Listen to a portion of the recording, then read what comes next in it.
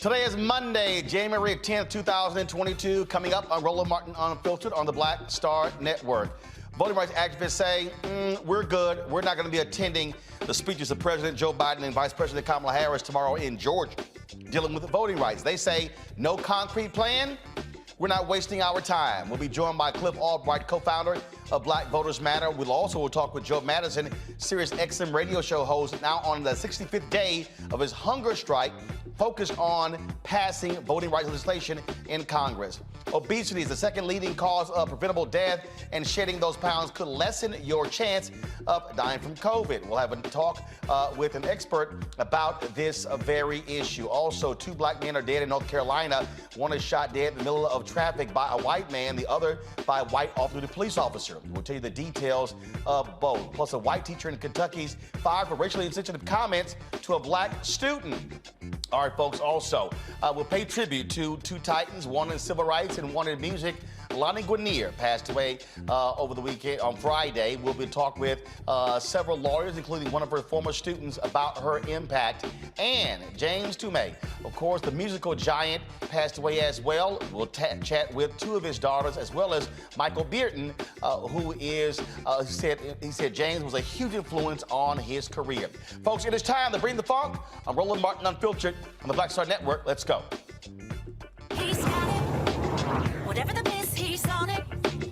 Whatever it is, he's got the scoop, the fact, the find. And when it breaks, he's right on time and it's rolling. Best believe he's knowing. Putting it down from sports to news to politics. With entertainment just for kicks, he's rolling. It's on go, roll, y'all. It's Roland Martin, rolling with Roland now. He's funk, he's fresh, he's real, the best, you know he's Roland Martin now.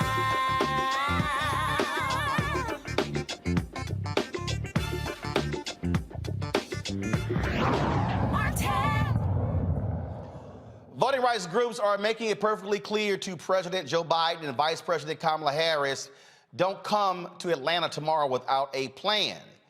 The president and the vice president, they're going to be in Georgia tomorrow to speak on the campus, first of all, in Atlanta, about the importance of voting rights. Well, President Biden has done that before. Vice President Kamala Harris has done that before. But the question is, what is the plan to get the Senate to move to end the filibuster to pass these 2 bills? The House has already done their part. They have passed the For the People Act.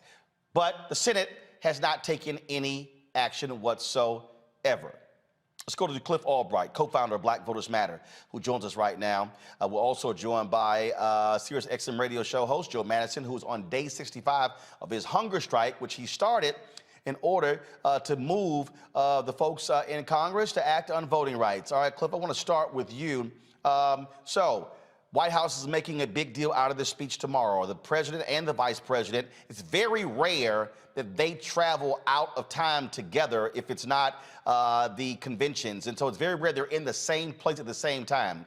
But they're going to be in Atlanta on the campus of the Atlanta University system, first of all, Morehouse campuses as well, to talk about in voting rights. You and others say we can skip it because no plan is just more talk. Yeah, Roland, exactly right. And first of all, let me say two things. First, let me say congratulations to you on the new studio. Absolutely amazing. And second, let me just say hello and I'll just give my thanks to Joe Madison, who continues to be an inspiration with the hunger strike that he's been on. Yeah, we put out a statement. We just did a presser just about within the past hour or so, just telling people that no, the Georgia groups. We were saying there's no need for you to come if all you're going to do is just say the same old thing that you've been saying, talk about how important voting rights is without actually having either a plan or a clear message, a strong message calling for modification of the filibuster. He has not done that yet. He said that he could be open to it, that he could support it if it's necessary, and all this other conditional stuff. And so at bare minimum, what he would need to do would be to do a strong, unequivocal call for modifying the filibuster. That's what we've been asking him to do literally for 8 months now. That's the bare minimum. But more importantly, what we're saying is unless you've really got a plan or making an announcement, like what we would prefer would be if you're going to come to Georgia, let it be because you're coming telling to us that you've worked out the deal already with Manchin and Sinema. That would be worth a visit. But otherwise, he could deliver this speech in D.C. In fact, what he could have done is he could have gone to the Senate the same way he went to the House telling them to pass infrastructure last month. He could have gone to the Senate and delivered a speech there and got them to actually vote on it, because then they could have taken a vote while they're in D.C. But guess what? Because they're coming to Atlanta and bringing some other senators with them in addition to our home state senators, guess what? That means they can't even vote on whatever they were already going to vote on in order to move this forward. So we're actually literally losing a day of action because he's doing this speech. And so he's got to have a strong message tomorrow, but we won't be attending. We'll be coming together and doing a press conference after the speech to talk about the substance of the speech, and hopefully there'll be something substantive that we can talk about, but we don't see a need to attend because at the end of the day, they keep trying to test us to see if we'll show up for them. And we can't keep showing up for stuff until they deliver. It's the same way we can't just continue to show up in these midterm elections under this notion that we're just going to out-organize the voter suppression. So we want to hear what he has to say first before we decide on what it is we're going to show up to next. Well, Joe, many people say to use the bully pulpit of the White House. Isn't tomorrow's speeches by the president and the vice president doing that very same thing? No, and I'll tell you why. And let's be real, and let's also understand the division of power. The President of the United States does not have a vote. There are two obstructionists, and that is Sinema and Manchin. There's no ifs, ands, buts about it. I absolutely agree with the strategy that I just heard. I'm not going to get off my hunger strike until this bill is signed, sealed, and delivered. So I issued a statement today. I'm hoping that there will be a clarion call to tell these two senators to do what they did just a couple of weeks ago when they carved out the filibuster to raise or to pay the debt ceiling. Look, people, please understand. The filibuster has been adjusted, carved out more than a Thanksgiving turkey. 169 times since 1960. And it is almost an insult to sit here and say, well, I can carve it out to get a Supreme Court justice confirmed. I can carve it out for 160 other issues. But when it comes to protecting the vote, I've got issues. And I've said to the senators directly and to the majority leader directly that I don't know if you're talking to consultants, I don't know who you're talking to, but you better go into the beauty shops and barber shops and listen to Roland's show and listen to my show and listen to people, because if you don't do this, if you don't pass this bill, you're going to lose the midterm election in the House, you're going to lose the midterm election in the Senate, and you sure in hell won't win re-election. And it's not that we'll go vote for Trump, we just won't go vote. And that is what's being said, Roland, across the board. I don't care if you're a Morehouse, a Spelman grad, or if you're out there working a construction site. This is what is being said in our community across the board. Cliff, the point that Joe just made, I've said the exact same thing to White House officials. Y'all have said the exact same thing. You said earlier, look, we can't out-organize voter suppression. Literally, the White House officials have actually said that, thinking that can actually happen. Do they have any idea of what the hell is actually happening out here? I don't think so, and I think part of it is a result of when you've got this notion of American exceptionalism, when you've got this notion of, the good old days, this nostalgia for the way the country used to be, or the way that the Senate used to operate before Trump, as if he was the only problem, right? When you've got that kind of nostalgia and a misunderstanding, I've said it before, Joe Biden likes to talk about saving the soul of America. You can't save the soul of America if you are unclear about how infected that soul has become, and if you're unclear about the origins of the infection, then you can't save the soul of America. And so I think that there's a lot of confusion around this that keeps him from coming up with strategies that will be effective.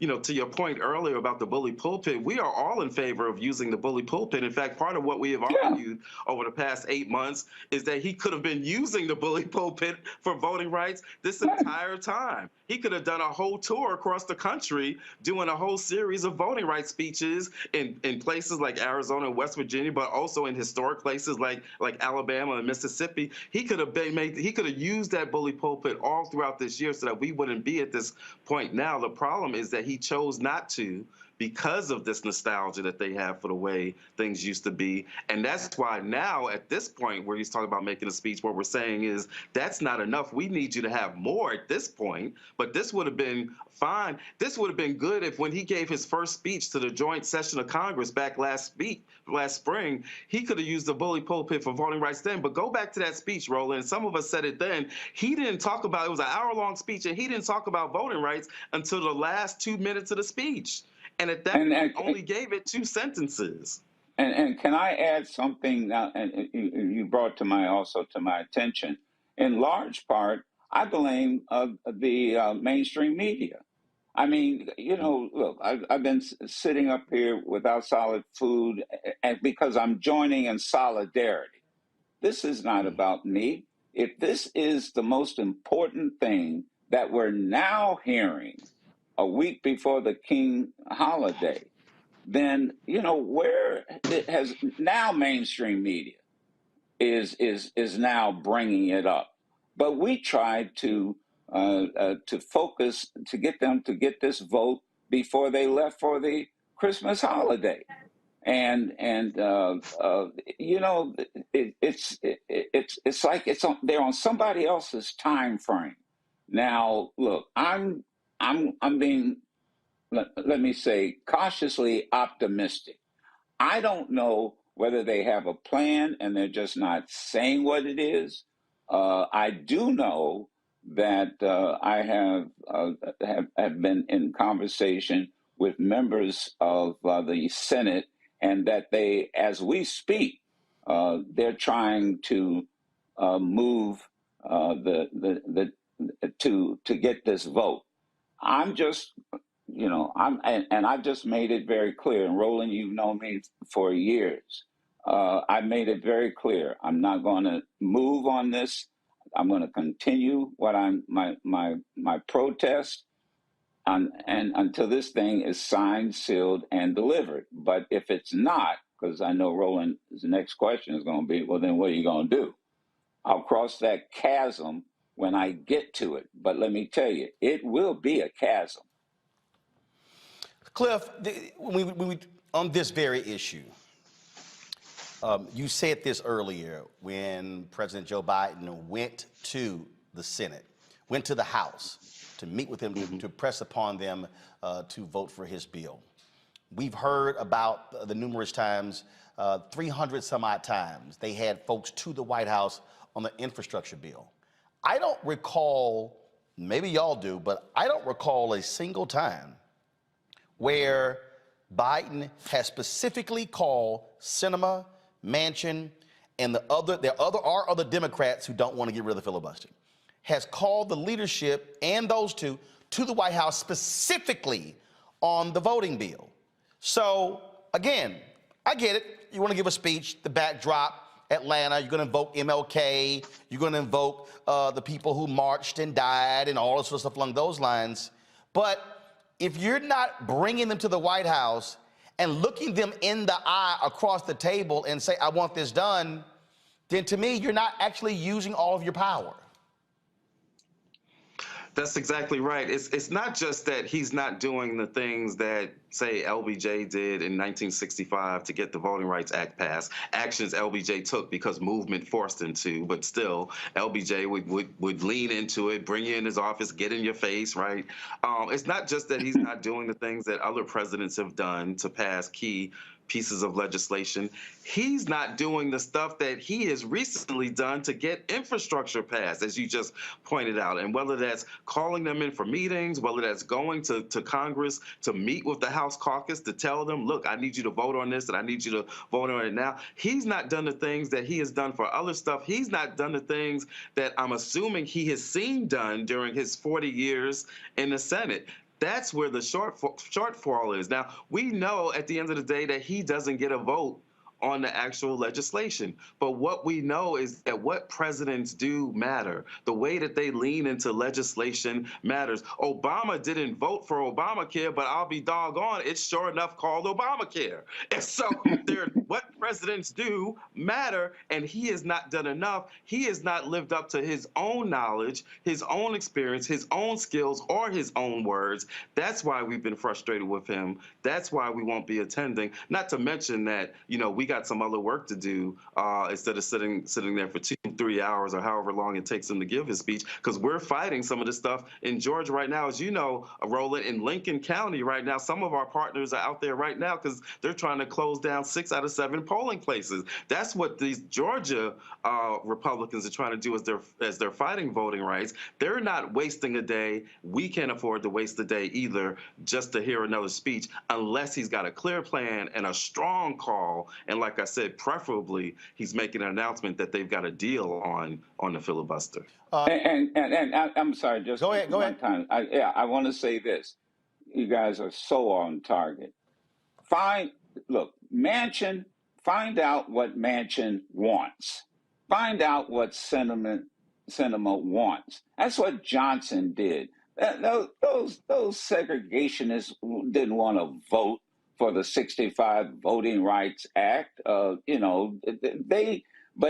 Johnson made it very clear. You want this bridge? Well, we're not going to give you federal money for a bridge, and then you're going to segregate who gets to cross it. Find out what they want.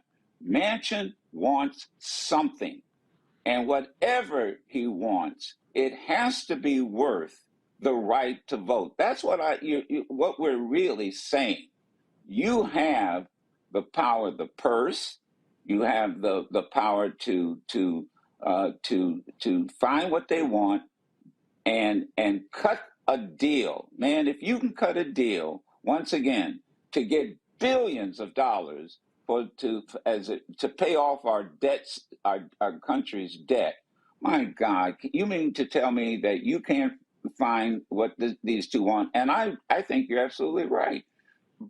Bring them into the White House, sit them down, and grab them by the lapel. But I'm going to tell you, these two better realize something. They will single-handedly end up putting the party in a minority position. And I suspect Manchin knows that he doesn't want to be a minority senator. And Sinema, maybe she's too new to realize how much power she will lose. So I'll be honest with you. I'm not going to be in Atlanta And you remember what Dr. Martin Luther King used to say, and I'll close, and he used to say, I'd rather see a sermon any day than to hear one. Great point there. Joe, I do want to get your comment on this here. A number of faith leaders as well as students have announced that their own hunger strikes when it comes to voting rights. Just your thoughts on that. Everybody can do something. That's my mantra, always has been. I can't, I was teasing your crew, Roland. I can't do what you do with social media. Man, you are a master at it. But I can do something. And that's why the two of us are here with you. Everybody can do something. And my mentor was Dick Gregory. So people are saying, well, how are you doing? Look, I had the best mentor when it came to doing a hunger strike or a fast than any human being on the planet had. And when I started this, I started because I realized history, that when the first Reconstruction ended, the first thing those folks went after was the vote. The Klan was born. South Carolina, they assassinated black elected officials. And I see the end of what we often call the second Reconstruction. And I'll be damned if I'm going to have my children, grandchildren, and great-grandchildren asked 25 years from now or whenever history is written, well, what did Pop do to protect our rights? And so, I did what Dick would do. I didn't ask permission to do and if I can sacrifice, and people and students can sacrifice food, let me tell you something. Just as food is essential to sustain life, this vote is a necessity to sustain and maintain this democracy. Absolutely, and that's one of the reasons why, Cliff, we have long made this a priority. People don't know, when I got Journalist of the Year for the National Association of Black Journalists in 2013, it was because of my coverage of voter suppression. So for folks who want to act like this stuff is new, that was 2012, 2013, and it was going on beforehand. And I was watching, I saw this clip on Meet the Press where it was a short conversation, Chuck Todd, Cornell Belcher, and this Republican who was saying, oh, this is no big deal. Everybody wants voter ID. They love, Cliff, to try to make this all out to be about voter ID when this is not about voter ID. It's the closing of thousands of polling locations all across the South since the gutting of Section 4 of the Voting Rights Act. It's about changing of voting hours. It's about targeting the black head of the brother who's a clerk in Harris County who put in some innovative steps. It's stopping all of those things. They want to shrink the voting populace because when you shrink it, Democrats win, when Republicans win. When you expand it, they will admit, oh, we lose because they don't want to appeal to, frankly, beyond white folks. They want to appeal to a sliver of black people, a larger percentage of Latinos. But they want to appeal to white folks, and that's what this whole game is, Cliff.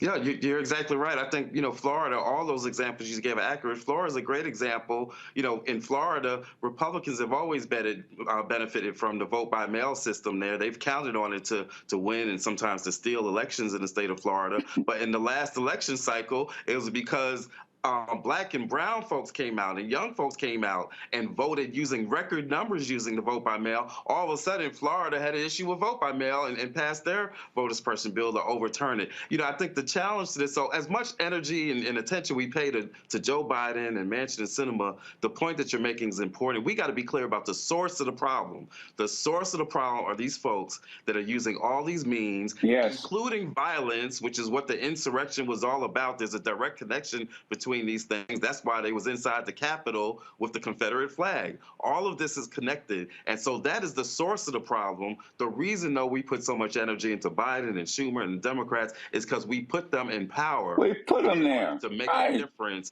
for the folks like us who put them in office. The last thing I'm gonna say real quick is Bernice King had a tweet today, very short tweet. It was a quick video of her father, Dr. Martin Luther King, and it had just a couple of words talking about be maladjusted to injustice, right? And the point is that, you know, when it comes to injustice, we need to be maladjusted. We need not accept injustice. We need not become comfortable and accustomed to injustice. And too often we have become comfortable and we have normalized some stuff that we should not be insensitized to.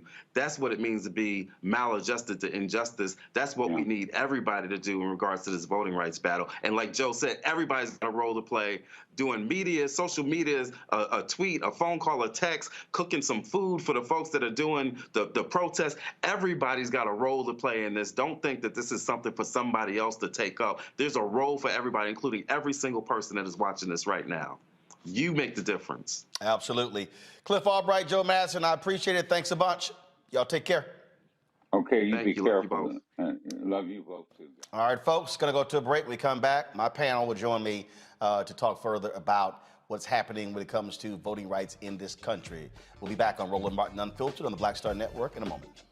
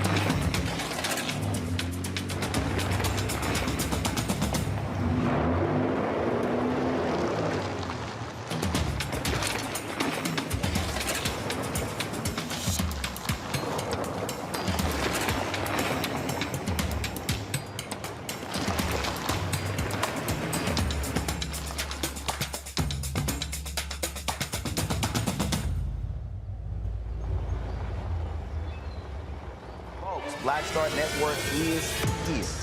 Oh, no punches! I'm real revolutionary right now. Support this man, Black Media. He makes sure that our stories are told. Thank you for being the voice of Black America, Roland. Stay black. I love y'all. All momentum we have now, we have to keep this going. The video looks phenomenal. See, there's a difference between Black Star Network and Black-owned media and something like CNN. You can't be Black-owned media and be scared. It's time to be smart. Bring your eyeballs home. You dig?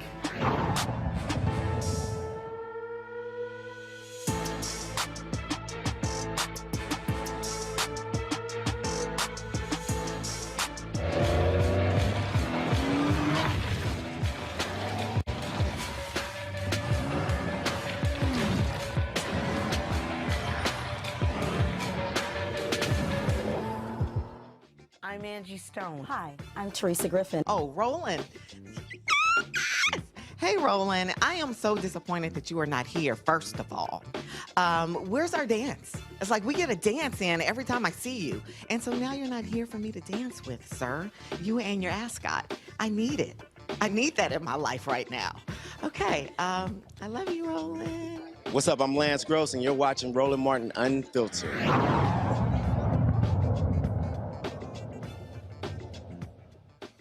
All right, folks, let's continue our discussion regarding voting rights, voter suppression. Dr. Julian Malvo is the Dean of College of Ethics Studies at California State University, Los Angeles. Dr. Omokongo Dabinga, Professorial Lecturer, School of International Service, American University. Reverend Jeff Carr, founder of the Infinity Fellowship in Nashville, Tennessee. Glad to have all three of you here. All right, Juliana, I'll start with you. Look, one of the reasons the pressure is being ratcheted up is because if you don't pass this now, the window then begins to start on primaries. And judges are going to say, sorry, it's too late. In fact, the last day in January is the last day you can register to vote in the Texas primaries. January, the end of this month. And so this idea that, oh, this thing can continue through March, April, no, it can't. Because even if you pass the bill judges might say, sorry, too late, not enough time to inform people of all of these changes. That's why this week, max the next week to 2 weeks, is critical. It's absolutely urgent, Roland, and it's ridiculous that President Biden has not put more urgency on this. He spoke on January 6th. He alluded to voting rights. He didn't say much about it. And Jen Psaki said, well, he's going to give a major speech. But Black people are tired of being props. Tired, you're going to go to Atlanta, Dr. King's home. If you're just going to run your mouth, the activists are right. We don't need that again. That's a day we lose in agitating. So the timeline is short. In so many states, you see North Carolina is a prime example of some of the things that are going on. And while the activists have been on point, the Barbara Arnwines, so many other people have been on point, what we know is that the president and the vice president have not given this sufficient priority. And people have pretty much said enough. President Biden said he had our backs. He said that when Black women took his chestnuts out of the open fire in South Carolina and took him over the hump. So if you have my back, how come I can't vote? How come we don't have our voting rights? And so it's infuriating, and at the same time, it's business as usual. Anybody who thought that President Biden was going to be a progressive or revolutionary was drinking the wrong kind of tea. This man has been a centrist. He's a former senator, and he basically is playing by old rules while we have a new demography. The thing here, Omakongo, that we have to also understand, this goes beyond Black people. This voting issue is not a solely Black issue. When the Supreme Court took up a challenge to the Voting Rights Act, Section 2, that was largely Latinos in Arizona. When you look at how they've been moving early voting locations away from college campuses because white kids have been voting largely Democrat as opposed to Republican. And so the attack on voting rights is not an attack solely on Black folks. It is an attack on America. Absolutely, and that's been one of the greatest hustles of the Republican Party. Always knowing that as long as they put it in a context of race, they can pretty much get away with everything. And shout out to, there's one of the groups, an Asian Voters Coalition that's part of the group down there that signed this letter, because they know that it's not just about, the Black and brown community. And really, at the end of the day, you also mentioned this last week on your show, Roland, in places like New Hampshire or Maine, where you have to have a car if you're a college student to be able to register to vote. I mean, that's the 2022 version of a poll tax. And so, yes, and let's talk about people who are part of the disabled community as well. We've had people talk about, now they've literally put precincts up on hills. I can't get up there with my wheelchair. Like, literally, these things have happened. And so people have to realize, like you said, this is an assault on voting for all people of all backgrounds. Look at what's happening in our senior citizens' homes, where people can't bring ballots to their grandmother and their grandfathers and their great aunts. They have to come down themselves to the precincts. People need to get more educated on this, because whenever people want to think about it in purely racial terms, they say, I don't really want to mess with it, we're over it, so on and so forth, until it hits them in the face. Just like with unemployment, just like with anything, whenever it hits Black people, it eventually comes to everybody else. Crack epidemic to heroin epidemic, we didn't have the resources in place for the heroin epidemic because we didn't take care of Black and brown people when we were struggling. They locked us up. People need to wake up, and what happens to us happens to everybody. And look, Jeff, you're there in Nashville. Republicans have been using their power where they control all levers of government to pass voter suppression bills to impact folks in that state and to keep them in power. Oh, yes, absolutely, Roland. And in the same vein that I launched this comment, I also want to say congratulations on the new studios, and to Dr. Malveaux and Dr. Debenga. What an awesome opportunity to join you tonight and to share in the tradition of struggle. We hear what's going on from Brother Cliff, from Brother Joe, and I just want to remind you all, I want to remind them that we are going to win this. This is going to happen. It's going to win. Your struggle, your sacrifice for your not eating, your hunger strike is not in vain. I've seen it happen. I know it can work. The great Dick Gregory, we have models for this. When we talk about what's happening in Nashville, it's a microcosm for what's happening all over the United States. Right now, using the census results, the overwhelmingly red majority in Tennessee is redistricting.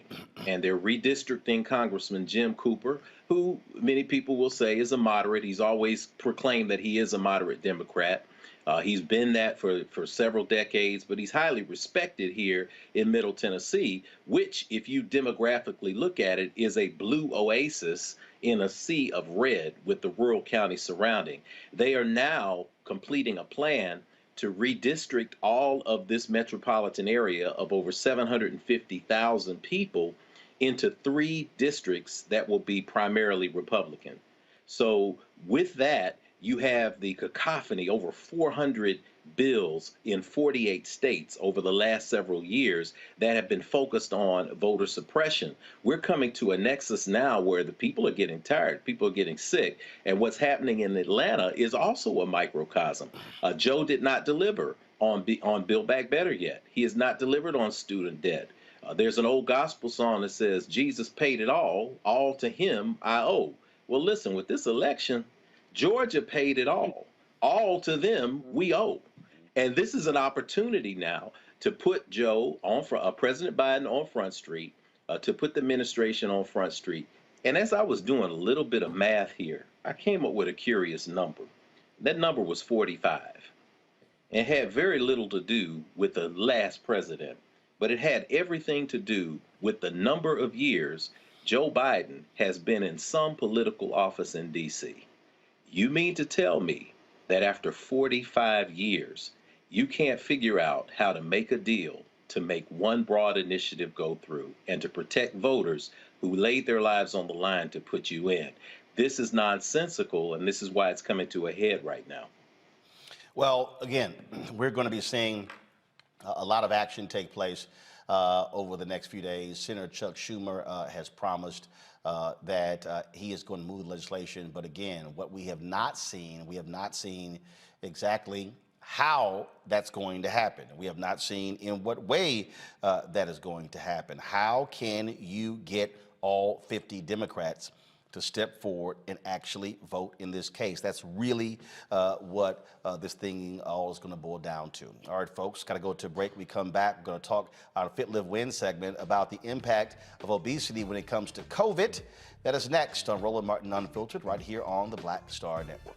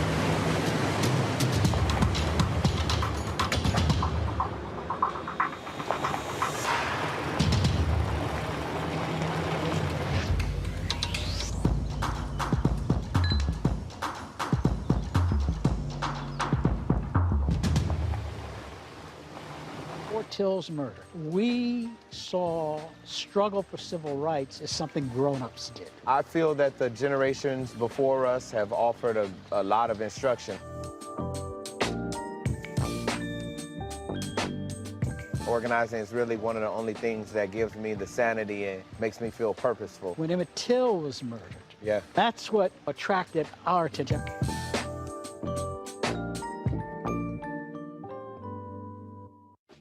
My name is Charlie Wilson. Hi, I'm Sally Richardson Whitfield. And I'm Dodger Whitfield. Hey everybody, this is your man Fred Hammond, and you're watching Roland Martin, my man, Unfiltered.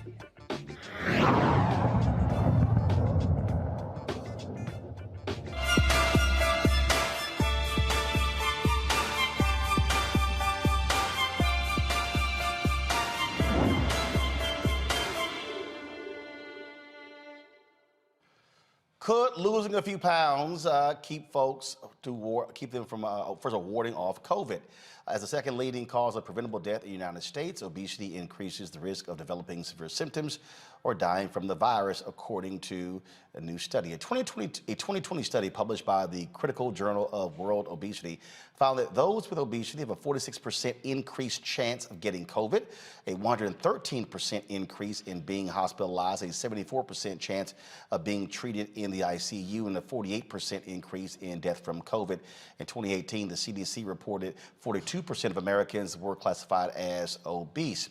Now, 2020 self-reporting obesity map shows the highest rates of obesity are in the South and the Midwest. In the United States, more than 60 million reported cases of COVID and more than 836,000 people have passed away as a result. Joining us now, Dr. Joseph Graves, Jr., professor of biological sciences at North Carolina A&T University. Doc, glad to have you back on the show. When we talk about comorbidities, this is one of the issues here that we often heard from the beginning of how COVID attacks folks. And so in what way does losing weight keep you from being able to possibly warding off COVID? Well, the important thing to understand is that being overweight impacts the immune system, and it causes you to be in a constant state of inflammation. Inflammation actually is one of the ways that the body fights off viruses, but the problem is there's a cost for inflammation. And so the more inflamed you are, the more tissue damage occurs. Now, when you get an infectious agent like COVID or any other virus for that matter, if you're in that state of constant inflammation, while you're fighting the virus, you're also doing more tissue damage. So it becomes a vicious cycle. So the bottom line is, for a number of health-related outcomes, you're better off losing weight across the board. Now, of course, there have been people who are not overweight who died from COVID. So we're talking about relative risk. So a person who does not fall into the category of being overweight has less risk of having of contracting COVID and of having a severe case of it, which requires you to go to the ICU. And so we don't want to be that person. You can list all of the benefits that come from being essentially under the obesity profile. And if you do that, there are just so many things to gain from basically being healthy. Less risk of hypertension, less risk of diabetes, less risk of overall metabolic syndromes, stronger immune system. It's really one of these no-brainers to make an argument for people getting in shape. And this really isn't that difficult to do. It doesn't require a whole lot of vigorous exercise, but it requires consistent exercise. It requires watching what you eat. And then the biggest issue for most people is that we've created a society where food is marketed to them that leads them to obesity. And that's why, beginning in the 1950s, we began, worldwide an obesity epidemic. Now, where we are now, we are seeing Omicron spread rapidly. We're seeing, just case after case after case. And one of the things that has really jumped out, you now have medical experts saying, hey, we're just simply going to have to get used to living with COVID. When you hear that, what does that mean? Because, again, there was a thought that, okay, how do we get beyond COVID? So are they suggesting that from this point forward, COVID is always going to be with us? It's now highly likely that COVID is always going to be with us. And again, you remember our conversations now 2 years ago when I pointed out if we didn't have a concerted national plan, if we didn't act judiciously to get people vaccinated across the country, if we didn't move to get people vaccinated across the world, that we would begin to get more and more dangerous variants. And that's exactly what's happened. And so now we're in a situation where, with Joe Biden becoming the president of the United States, he attempted to enact a national plan to control COVID. The problem was, however, that the Republicans decided that they wanted to torpedo a national plan. And they're doing so because they think that by making the situation worse, that people are going to turn out in the 2022 elections and vote against them. And they may be right about that. So we have a situation where people's lives, once again, are being, placed in danger because some people refuse to act in the nation's good and are simply acting for their own narrow interests. So with that being the case, what does that mean? That we are forever going to be wearing masks, having to use hand sanitizer, having a social distance? Unfortunately, unless we turn around, unless we decide to act in the interests of the human species and not in the interests of those who want to retain power in Washington, that's exactly what may happen. And you also know that I have cautioned folks on this show that even though COVID is bad, it's not as bad as some of the other viruses which are on the horizon. And so if we can't solve the problem of COVID, what exactly can we expect will happen to this nation and the world when a more dangerous virus goes pandemic?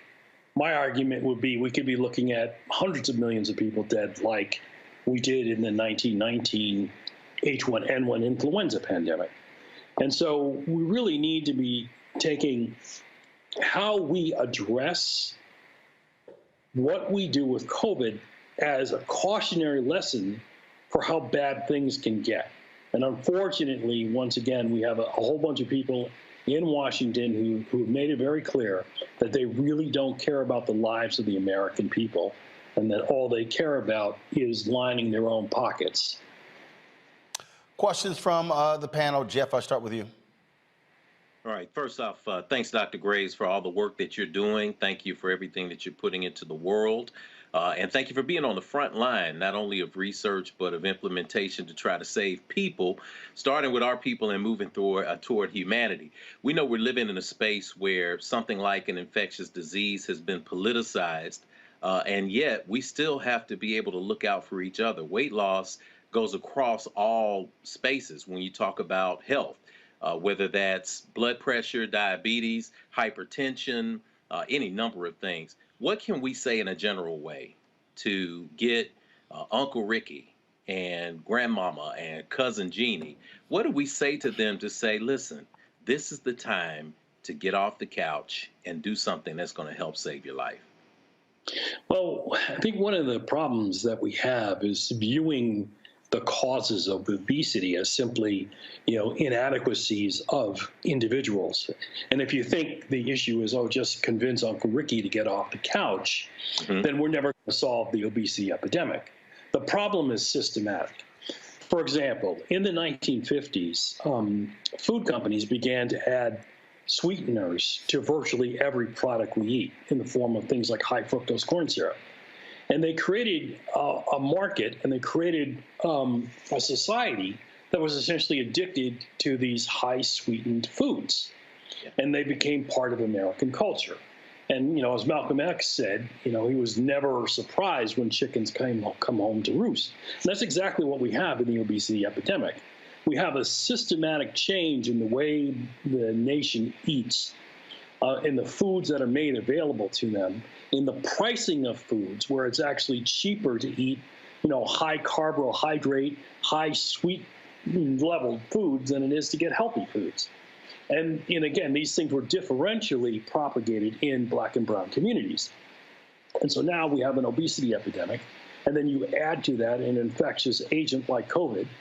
And once again, we have a perfect storm that's destroying people's lives. So again, we want to convince our loved ones that they should do something to improve their diet. In fact, my doctor told me the same thing over the Christmas vacation, that I had to take more time to exercise, that I needed to change my diet. And I've been doing so. But the simple fact of the matter is much deeper than that. When you turn on the television at 8 o'clock at night to watch the football game, and then there's Pizza Hut, and then there's McDonald's, and on and on and on. And so that's the problem we have. It's not simply an individual solution, it's a systemic solution. Julian? Doc, I'm so glad that you made that point about the systemic solution. And my brother, I'm glad that you raised the question about getting somebody off the couch, because it is systemic, and it's really about predatory capitalists extracting surplus value from people. As you say, when you turn on the television and you're barraged with candy commercials, pizza commercials, and some of that food looks good, but it's not good for you. But it's not just about an individual and their diet. It's about the individual who lives in a predatory capitalist structure that is designed to exploit them. Among the most exploited, which I'm very concerned about, are African American women. According to some statistics, 4 in 5 of us are either overweight or obese. Another statistic says 56% of us have a body mass index of over 30. We know that African American women carry the burden of our people on our backs. And we know that many, because of depression, overwork, whatever, are self-medicating. Do you have, and that self-medication comes with food. I have a colleague one day, I said to her, "What are you doing?" She said, "Eating." I said, "What are you eating?" She said, "A cheesecake." I said, "Surely you mean a slice of cheesecake." She said, "No, I'm gonna eat the whole thing." I'm like, all right, no comment. But what can we say to Black women specifically about this? Because not only are we killing ourselves through what we eat, but we're also modeling certain kind of behavior for our children, and especially for our daughters. Dr. Malvo, I'm really happy that you made that point, because again, this goes to the systematic oppression of Black and brown people in the United States. We know full well that the brain is wired to respond to oppression in bad ways. One of those ways is to seek immediate pleasure. And food is one of the most addictive forms of pleasure, in many ways more addictive than heroin. And so therefore, when you make this high fat, high sugar, high carbohydrate dense foods available to people on a regular basis, and at the same time, you drive them into despair by the social conditions, cultural conditions that they're forced to face every day, once again, the result is not surprising. In other words, this is a computer algorithm that provides an answer, and it really can't provide another answer. So the question of, how do we respond to that? We have to be aware of the things you just pointed out. If we let them kill us, they win. And so therefore, we have to take the initiative to do a better job of modeling appropriate behaviors to deal with stress, to deal with depression. This has to be a community effort. We have to do it at our workplaces. We have to do it in our churches. We have to do it in our universities. And there is definitely a role for the historically Black institutions who are leading the way in much of the biomedical research associated with health disparity to come to the forefront on this issue. Omokongo. Well, first of all, Dr. Grace, I really, really want to commend you for your work. I remember that show when you talked about new variants that could be on the way and how we wouldn't be able to deal with something that was worse than COVID. I remember that from years ago, and it's been seared in my head. And I can't think of anything that you've said about this pandemic that has not turned out to be true. So I just appreciate your continual service to everybody on this. The question that I have is kind of on the flip side of the diet issue, right? I'm seeing that in our efforts in this country and beyond to do things like not have fat shaming and body shaming, which is extremely important, and we understand how that has been problematic, particularly how the way people have viewed, Black women's bodies compared to white women's bodies, and we understand that. But part of me feels like, as a society, because we've been on the side of promoting kind of everybody being comfortable in their own body, we haven't really talked about the importance of healthy lifestyles, and whether we're talking about someone who's severely overweight or somebody who's severely thin, right? It's kind of just a everybody kind of do you mentality, which I feel kind of promotes more negative health styles. So what are your thoughts as it relates to that? Yeah, I mean, again, this is a question of us taking responsibility for how we organize our fight back. And we are, as I pointed out in the last response, we are fighting against something that's deeply evolutionarily wired into our brains. Food is something that makes people feel better, particularly high oil content, high sugar content, high fat content foods make people feel better. And so we've got to find better ways of making ourselves feel better. One of those ways is to take on, as Dr. Malveaux, racial capitalism. If we dismantle this system, then we're going to make ourselves healthier. It's one of the arguments, by the way, and again, I was listening to the last segment of the show that was discussing voting rights and how this attack on voting rights was impacting more than black and brown people. It's impacting everyone. So the same things we're talking about are happening to the white community. There's an excellent book by a scholar by the name of John Metzl called Dying of Whiteness, in which he points out that racial resentment against the very programs that would help the vast majority of white people in this country are getting them to turn against the kind of health-related programs that would make them healthier and at the same time make all of us healthier. What's the name of that book?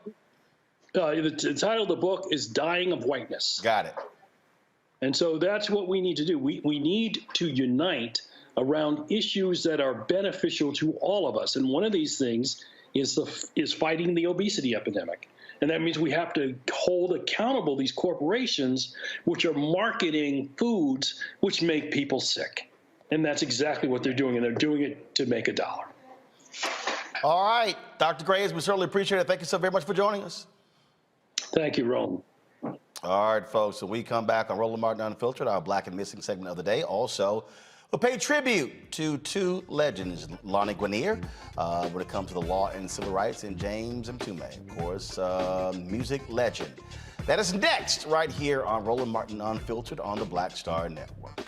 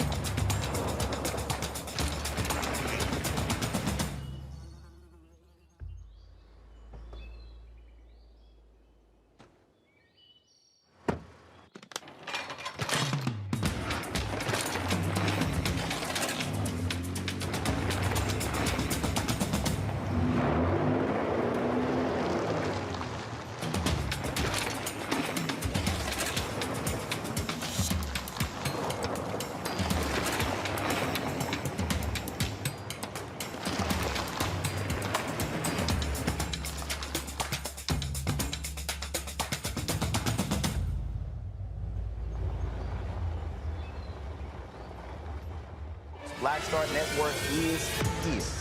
Oh, no punching! I'm real revolutionary right now. Support this man, Black Media. He makes sure that our stories are told. Thank you for being the voice of Black America, Roland. Stay black. I love y'all. All momentum we have now, we have to keep this going. The video looks phenomenal. See, there's a difference between Black Star Network and black-owned media and something like CNN. You can't be black-owned media and be scared. It's time to be smart. Bring your eyeballs home. You dig?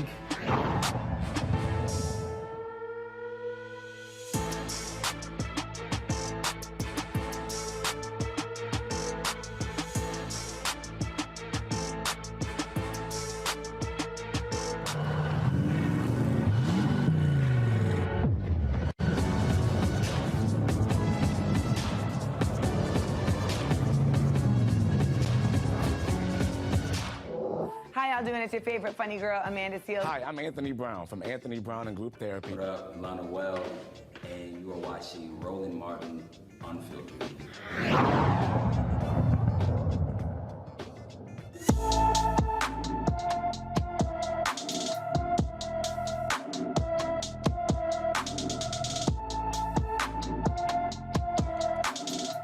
Guinier Hall was last seen on December 24, 2021 in Sarasota, Florida. The 16-year-old is 5 feet 9 inches tall, weighs 125 pounds with brown hair and brown eyes. If you have any information, please call the Sarasota Police Department at 941-316-1199, 941-316-1199.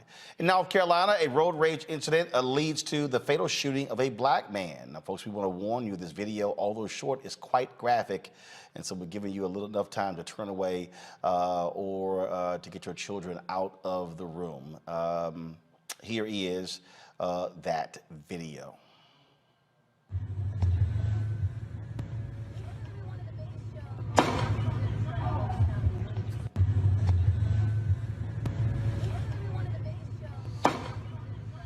Folks, last week, Stephen Addison was shot by 51-year-old Roger Dale Nobles Sr. during an argument with Roger Dale Nobles Jr.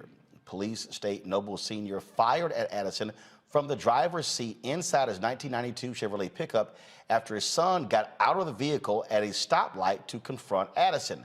Nobles Sr. was arrested and is charged with first-degree murder. The son has yet to be charged. Also, folks, in North Carolina, protesters have marched to protest the death of a black Fayetteville man killed by an off-duty deputy over the weekend. The officer claims a man named Jason Walker ran into traffic and jumped on his truck Saturday afternoon. The off-duty Cumberland County deputy responded by shooting the man before dialing 911. The shooting victim died at the scene. Sunday, the Fayetteville police chief said investigators are having trouble gathering evidence in the case. What is considered the technology of the truck, the black box computer, which logs speed, braking, impact, and other events. That computer did not record any impact with any person or thing. We currently have no witnesses who claim that anyone was hit by this truck. We went back and reviewed body-worn camera footage, and individuals at the scene indicated they did not witness the incident. The name of the off-duty deputy has not been released. The North Carolina State Bureau of Investigation is now in charge of the case. So a guy jumps on your truck, Julian, and you shoot him? Well, you don't call cops first? Hello? These white folks have gone trigger happy, and basically they've been given permission to go trigger happy by a number of events that have allowed them to do this. This is crazy. This man did not run on this man's car. This white guy just decided that he was going to shoot somebody. He may have had some provocation, just like the previous one may have had some provocation. How do you get out of your car so let your daddy shoot somebody? I mean, this is just the fullest extent of the law has to come down on these people. They have to start serving serious jail time. I'm glad they got the guy who shot the brother over the little argument. But this one here it's horrifying. And it's horrifying for those of us who understand that law, there is no law enforcement. It's so-called law enforcement. Law and order is justice for some and not for all. It's disgusting, but it's where we are right now. Other thing here is we talk about these road rage incidents when you have places like Texas, Jeff, where they're changing the law, where you don't even have to have a permit to even carry a gun. Well, actually, I'm going to go to Congo. I mean, this is the kind of things that we see and what happens. Yeah, absolutely. And they're trying to pass the same law in Georgia, and it's going to be coming across the country as well. Look, the tragedy of what happened with Ahmaud Arbery is what connects with these cases as well. For every Ahmaud Arbery where we get a life sentence for people like those murderers, there are cases like these two that we just saw, hundreds of them across the country that involve average citizens, law enforcement, retired law enforcement officers that don't get noticed, that don't get their recognition. And that is the saddest part about this. And I'm hoping with these two brothers who were slain, that we get the same type of justice, or I should say accountability, that the Arbery family had. But it's sad, Roland, because this is just happening so many times. And it's like, if you don't have the camera, your chances, remember what Arbery's mother had to do even to get to where she got, right, in the beginning. If you don't have the camera, it's like your chances of getting noticed on these situations is just ridiculous. And so I applaud the brother, former military man, 32-year-old, father of 3, for standing up for himself. Clearly, that is from what we can see. The son who was right next to him when he got shot didn't even flinch, didn't even offer any assistance. They just blew his life away as well. And we need to stay on this to make sure that in both situations we get the accountability that family deserves, because there can never be real, actual justice when our people are taken like that. Absolutely. Let's go to Kentucky, where a teacher is out of a job after footage shows him assaulting and racially attacking a student last year. William Bennett was a science teacher at Marion C. Moore School in Louisville. The investigation by the school district found Bennett escalated the situation and made inappropriate comments.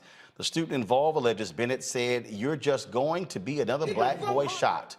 Before losing his job, Bennett was assigned to non-instructional duties. The teen was suspended for 10 days and faced an assault charge over the incident. Okay. That's sort of what happens when we have our folks in our classrooms. All right, some people don't need to be in our classroom teaching our children. New Orleans City Council unanimously voted to honor musician Alan Toussaint by changing the name of Robert E. Lee Boulevard in Toussaint's honor. Alan Toussaint was a musician, producer, and songwriter who heavily influenced New Orleans rhythm and blues. He was inducted into the Rock and Roll Hall of Fame in 1998 and awarded the National Medal of Arts by President Barack Obama in 2013. He passed away on tour in Spain in 2015. The renaming will take effect on February 1st on the 4.5-mile street. It was then Mayor Mitch Landrieu, Julian, who made the effort to start removing these Confederate monuments. White folks there were not happy, but bottom line is it's a good thing that these Confederate monuments are coming down and named after black heroes. Roland, I was excited to hear about this, first of all, because Alan Toussaint was just such a great musician. I had the honor of hearing him play a couple times in New Orleans. But secondly, there should be nothing, not a toilet named after Robert E. Lee. The man was a traitor, and the fact that the Confederates or Southerners are so fascinated with them is really their fascination with enslavement. There are a whole lot of other names that need to come down, a whole lot of other statues that need to be shattered, but more importantly, a whole lot of other structural racism that needs to be dismantled so that we can move forward as a free people. All right, Congo, you can now get a black woman on your money. Maya Angelou is going to be on the U.S. Quarter as part of the American Women Quarters program. The poet laureate, artist, and activist is the first black woman featured on the quarter. The other women minted through the program. First Cherokee Nation woman chief, the first Chinese-American Hollywood star, a voting rights activist, and the first American woman in space. The quarters will be available from now until 2025. Still want that Harriet Tubman on the $20 bill, though. Yes. No, most definitely. We still need to get that. This is I'm going to be getting a hand on that coin. I mean, Dr. Maya Angelou, you can't honor her enough. I mean, I credit her with saving my life as a child by discovering her work. And so it's such a pleasure to see, as well as the other people that you mentioned as well. We don't do enough in this country to honor women, and especially black women and Native American sisters as well. And I appreciate this effort. More needs to be done, but it's just a beautiful thing to see. Julian? You know, I'm excited. I'm very excited. As you say, we want to see that $20 bill, and certainly that man who preceded President Biden and his team at the Fed slowed that down, at Treasury rather, slowed that down considerably. But this quarter thing is really great. I'm going to try to get every single quarter they put out there. And, you know, Dr. Maya was one of my mentors. She was on my board when I was at Bennett College. I thought the world of her. And as you said, we can't celebrate her enough. She is the epitome of the American dream. All right, folks, going to a quick break. When we come back, we'll pay tribute to civil rights and legal pioneer Lonnie Guinier, who passed away on Friday. We'll also pay tribute to a legend in music, the great producer, musician, James Mtume. You're watching Roland Martin Unfiltered on the Black Star Network.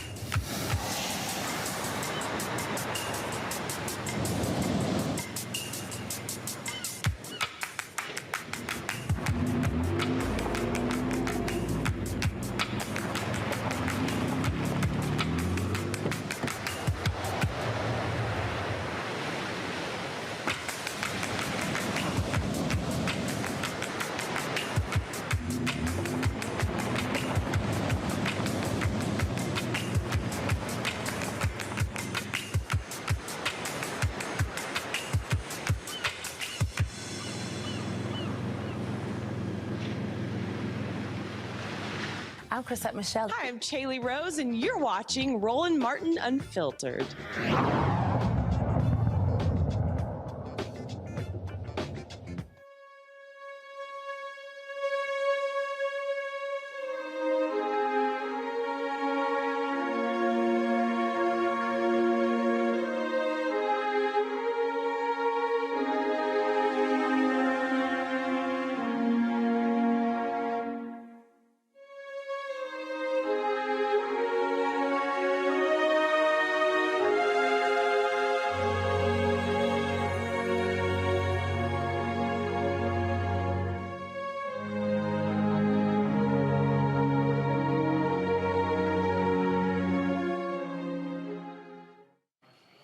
On Friday, we learned the passing of Lonnie Guinier at the age of 71.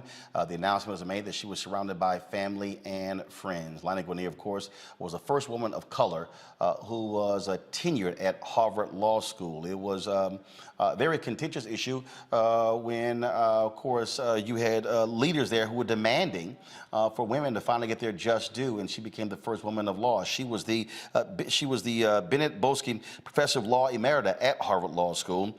She also, remember, was nominated to lead the U.S. Department of Justice Civil Rights Division in 1993, but by President Bill Clinton. But Republicans objected due to her legal writings and various speeches, and her nomination was withdrawn. It did not sit well with her, but she was more than just that nomination.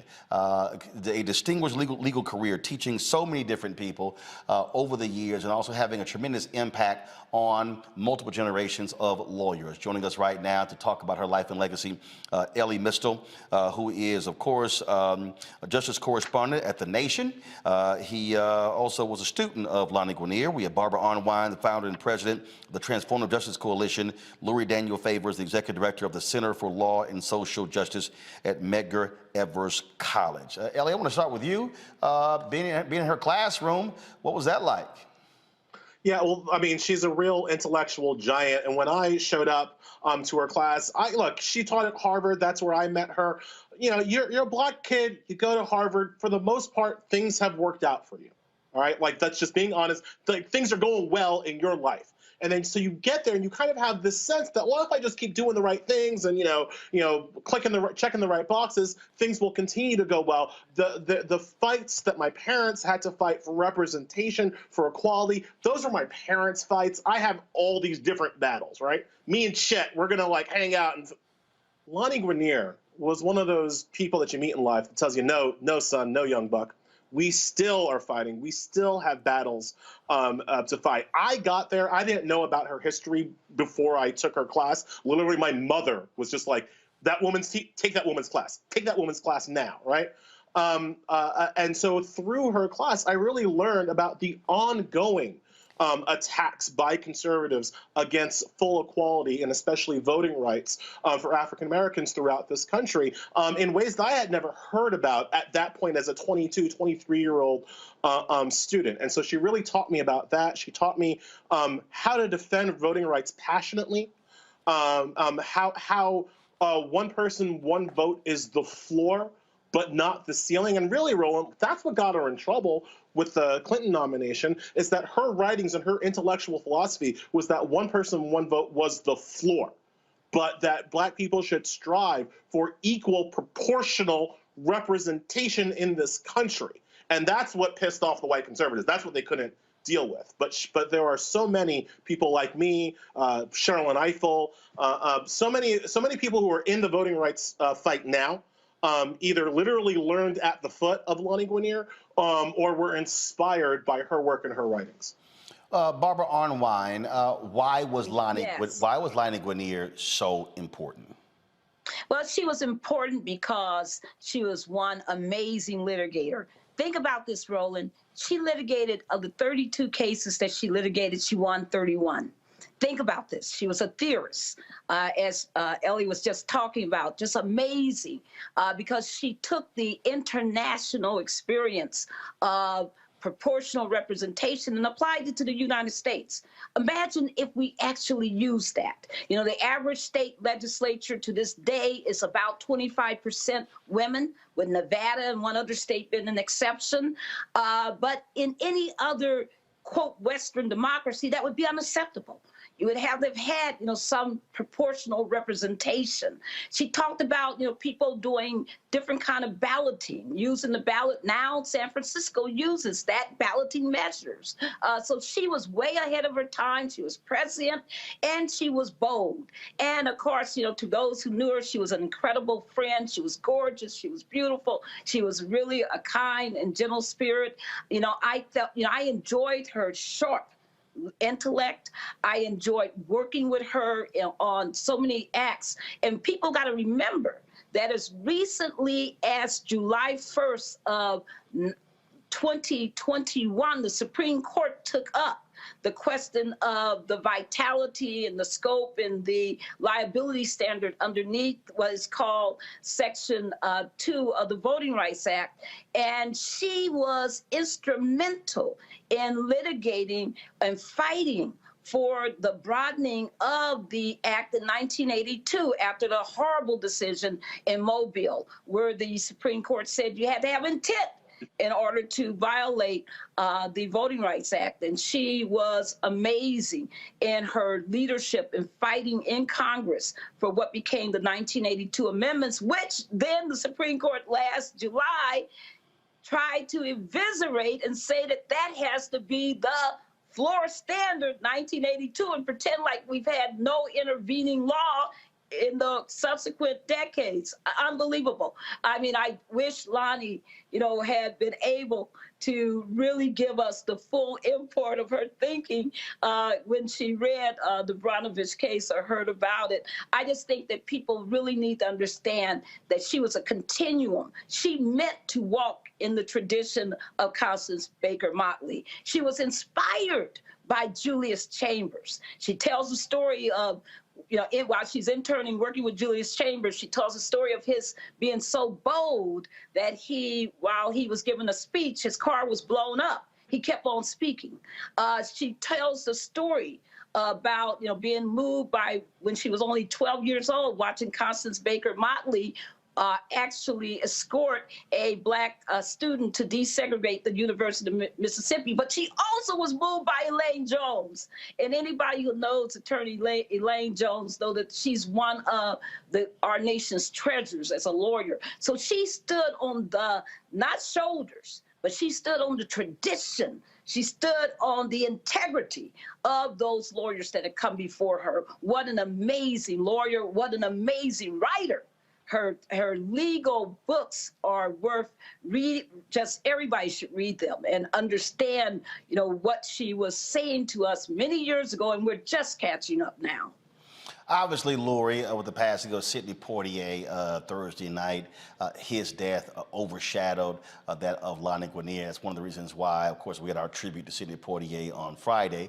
We wanted to be sure that we took the time today to let folks know who this woman was and why she mattered. For you, why was she so important? You know, I came to know her more intimately. Like Ellie, I did not know of her prior to entering law school. And when I attended NYU and studied under Derek Bell and worked with him as an assistant, she was one of the scholars who I was most intimately introduced to. You've already identified her history, but, you know, Derek Bell left his position at Harvard because they would not hire women like Lonnie. And so the circles are small. And, you know, even though her arguments are now technically decades old, particularly as they apply to voting rights and voter suppression, they are directly applicable to exactly what it is we are facing right now. As was noted earlier, she talked about the fact that just having the vote wasn't simply enough. That was not going to work, particularly because we live in a society where the majority, the group that created the voting structures under which we now operate, was was also most adept at manipulating those structures for their own benefit. When you consider the fact that Black people have only had the right to access the ballot since the passage of the 1965 Voting Rights Act, that means anyone in the audience who is now 58 years or older is literally older than one of the bedrocks of integration as a policy in this society. And for the 340 some odd years prior to the Voting Rights Act, this society was ruled by a white supremacist plantocracy or slaveocracy that was specifically and very intentional and proactive about manipulating the electoral process to ensure that benefits would always end up in the hands of white Americans. And Lonnie Guinier's arguments, which literally are directly applicable to the voter suppression we see right now, to what's happening with redistricting all across the country, where Republicans are intentionally packing as many Black people into as few districts as possible, or conversely cracking our communities into as many districts as possible, or conversely stacking our communities so that you take the most economically and electorally vulnerable and place them in communities where they are outnumbered by those who are most adept at manipulating this system. And you realize that her arguments about proportional voting and representational voting are exactly relevant to the harms that we are facing right now. And quite frankly, here in New York City, we saw the benefit of that with ranked choice voting, one of the first elections that we've ever had with ranked choice voting in 2 years ago. And we were able to see what it could look like if her arguments had been taken more seriously when she was being considered and had been put up by the Clinton administration, had she been allowed to defend those arguments on the Senate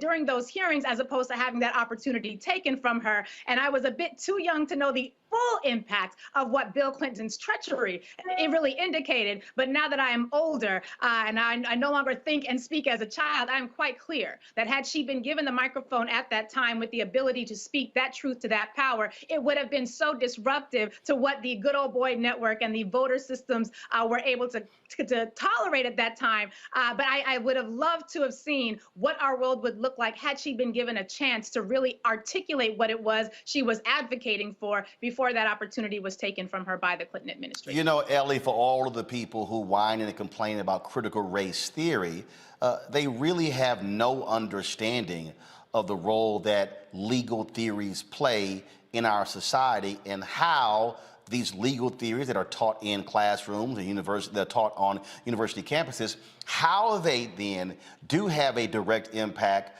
in real life. And so Lonnie Guinier was an example of that. I mean, as one of the leading voices on voting rights. When you look at what's happening now with voter suppression, you look at what's happening now with Republican efforts. I mean, she was one of those folks who was warning us against this type of treachery for a very long time. Critical race theory is but one way to think about the law, right? That's really all it is. How to think about the law, how to think about the structures of the law and what you as an African-American person, as a Black person, as a new immigrant person, what you might be up against in this society. It should be lost on nobody that the Voting Rights Amendment, the Voting Rights Act, the 1982 amendment was largely written and thought of by Lonnie Guinier.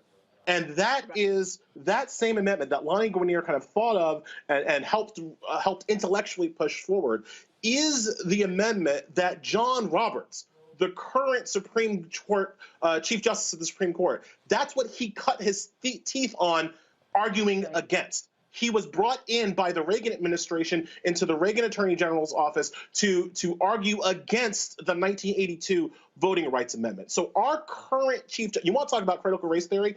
Our current Chief Justice has been the guy fighting for white supremacist view of voting rights, fighting against the advancement of Black people and voting rights for his first job out of law school.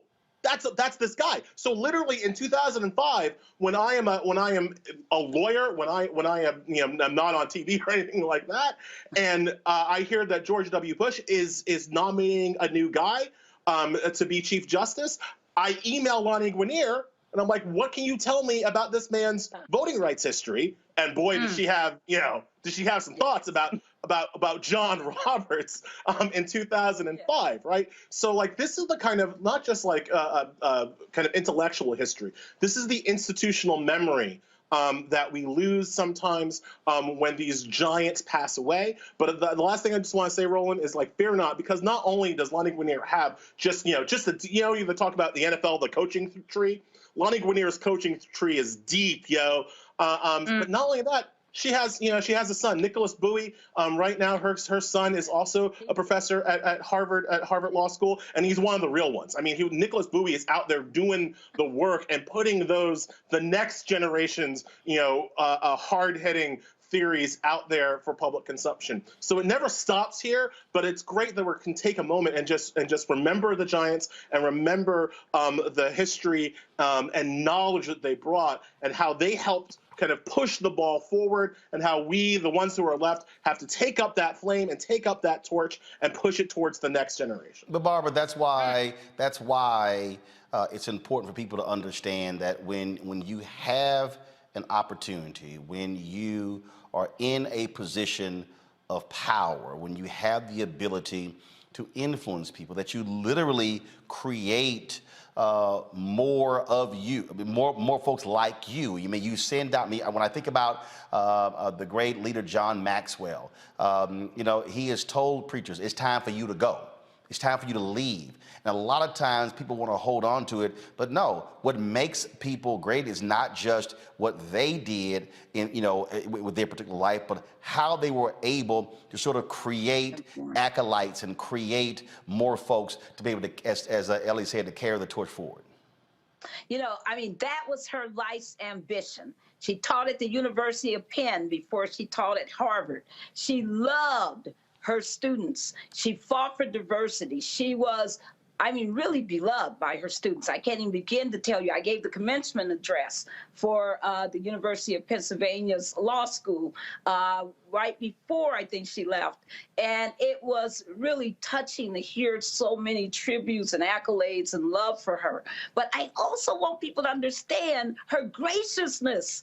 When we fought that battle to try to get her confirmed for that nomination as Assistant Attorney General for the Civil Rights Division for the U.S. Department of Justice. When we fought that battle, Elaine Jones, all of us were there talking with Lonnie, doing everything we could, the NBA, the National Bar Association, that is, and so many others were there. And it was, we fought with everything we had, because she deserved that job, and she would have, let's imagine what America would have been if she had been able to have done that leadership. And it was a cowardly act for Clinton to withdraw her nomination, and we were furious, and we were so upset. But guess what she did? Weeks later, Alan Poussaint called us, Dr. Alan Poussaint, and said, we want to have all of you who are involved in this fight gather with Lonnie at the Watergate. And that dinner that we had that night was so beautiful. It was painful, but it was beautiful because she was just, it was like she was trying, like we had all lost the nomination, not her. She was just so wonderful and beautiful in that moment. And people, I know you don't want to hear this, but that dinner was paid by Bill Cosby. He paid for that, and he paid. I don't know who doesn't want to hear it. If it's a fact, it's a fact. It's a fact, and she really. It just shows you how much she meant to so many people who understood what her leadership was, and how she actually was so magnanimous in her thinking, in her loving, and in her fighting. She was amazing. We're going to miss her. Lori, final comments.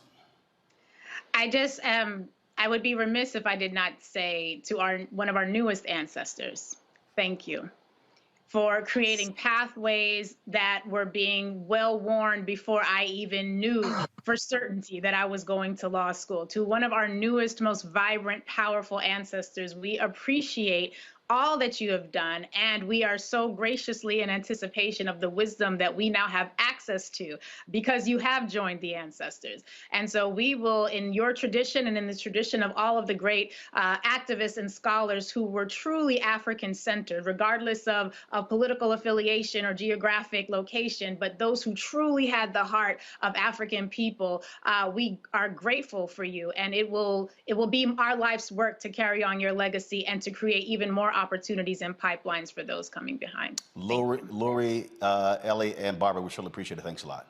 Thank you so much. Thanks for doing this, Roland. Thank you very much. Absolutely. I do want to give Julian and Omakongo an opportunity to share their thoughts about Lani Guinier. Julian, you first. You know, I knew the sister not as well as Barbara or the others, but admired her tremendously, loved and appreciate her courage. And as Barbara Arnwine has said, if you look at some of the things she's been saying about voting rights back in the 90s, there are things that we're still grappling with today. The whole issue of proportional voting, cumulative voting, these are things the right went after her about. They called her a quota queen, which was just a lie, but that was their way of besmirching her. And I still think that although many Black people, many of us actually do appreciate and admire Bill Clinton, that was one of his most cowardly acts as a president. He should have at least given her the opportunity to defend her record, to have a hearing, and he ought to be, even to this day, ashamed. It was both a personal and a political betrayal. He was at Omakongo, go ahead.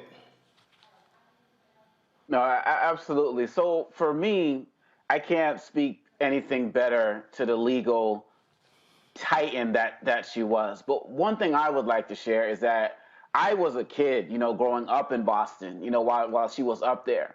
And she was somebody who, for us, she was recognizable in the community. Like, she reached out to people, not just in the legal world, but just in the hood. Like, I was part of a poetry collective, called the Blackout Arts Collective, and she supported us. And when I did my first poetry book, From the Limbs of My Poetry, she wrote one of the endorsements for my book, and in terms of, and just talking about what the arts could do for people. So she was somebody who invested in young people, invested in next generations, not just in the legal world, but all throughout the community, where she saw people fighting for the betterment of our people, and by default, all people. Rest in power. Reverend Jeff Carr? Yes, indeed. Every Sunday at Infinity Fellowship, we have the distinct honor of pouring libations as part of how we open up. And pouring libations has been pretty fascinating, interesting lately. We've lost a lot of greats who have transitioned from the space of life to the space of life after life, and have left their earth suits but have joined all creations. And this past Sunday, we got to pour out for Sister Lani Guinier. And in doing so, being able to have conversation with younger people, particularly millennials, who may not know who she was, who may not know what she fought through, who may not have known how big of a winner she truly was while she was walking around in the body. But I can say that all of the great tributes have been said today. It's important and incumbent upon all of us to focus and align on our life's purpose as well. Because with Sister Lani Guinier, she is definitely someone who walked in her life's purpose.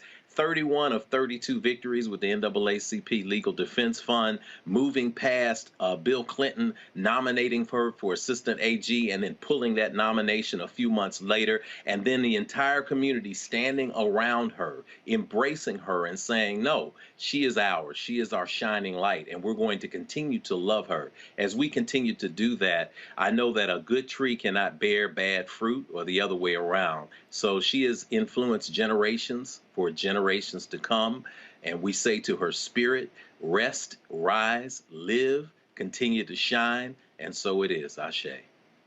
All right, then. We certainly, again, want to pay tribute to Lani Guinier. Again, died Friday, the age of 71.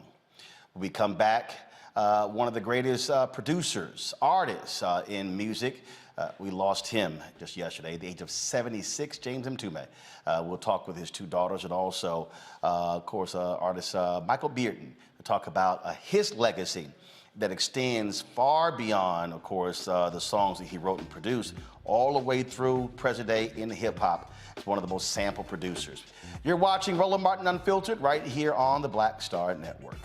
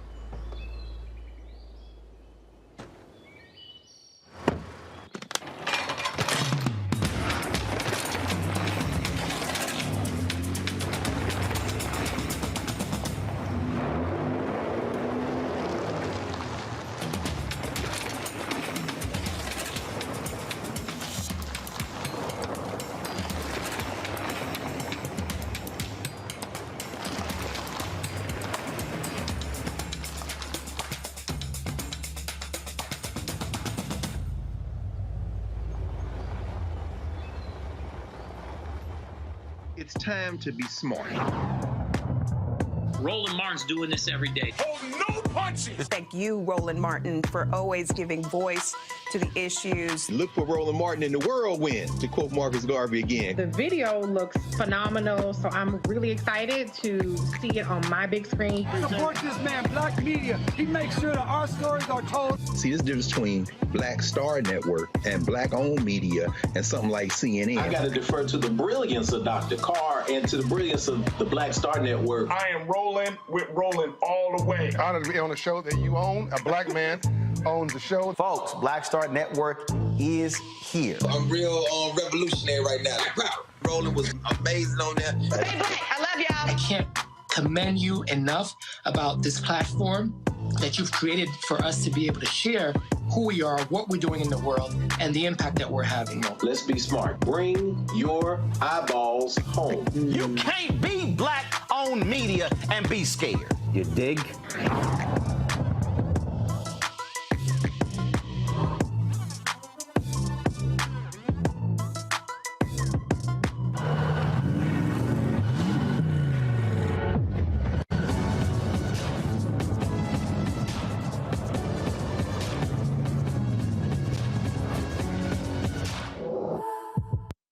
What's up, y'all? I'm Will Packard. Hello, I'm Bishop T.D.J. What up, Lana Well, and you are watching Roland Martin Unfiltered.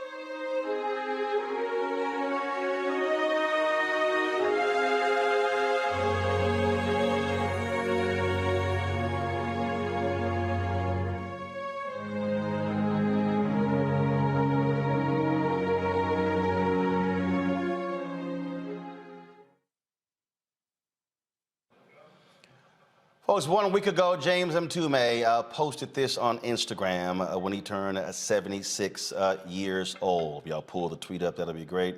It was, again, a joyful tweet talking about, of course, him celebrating a birthday.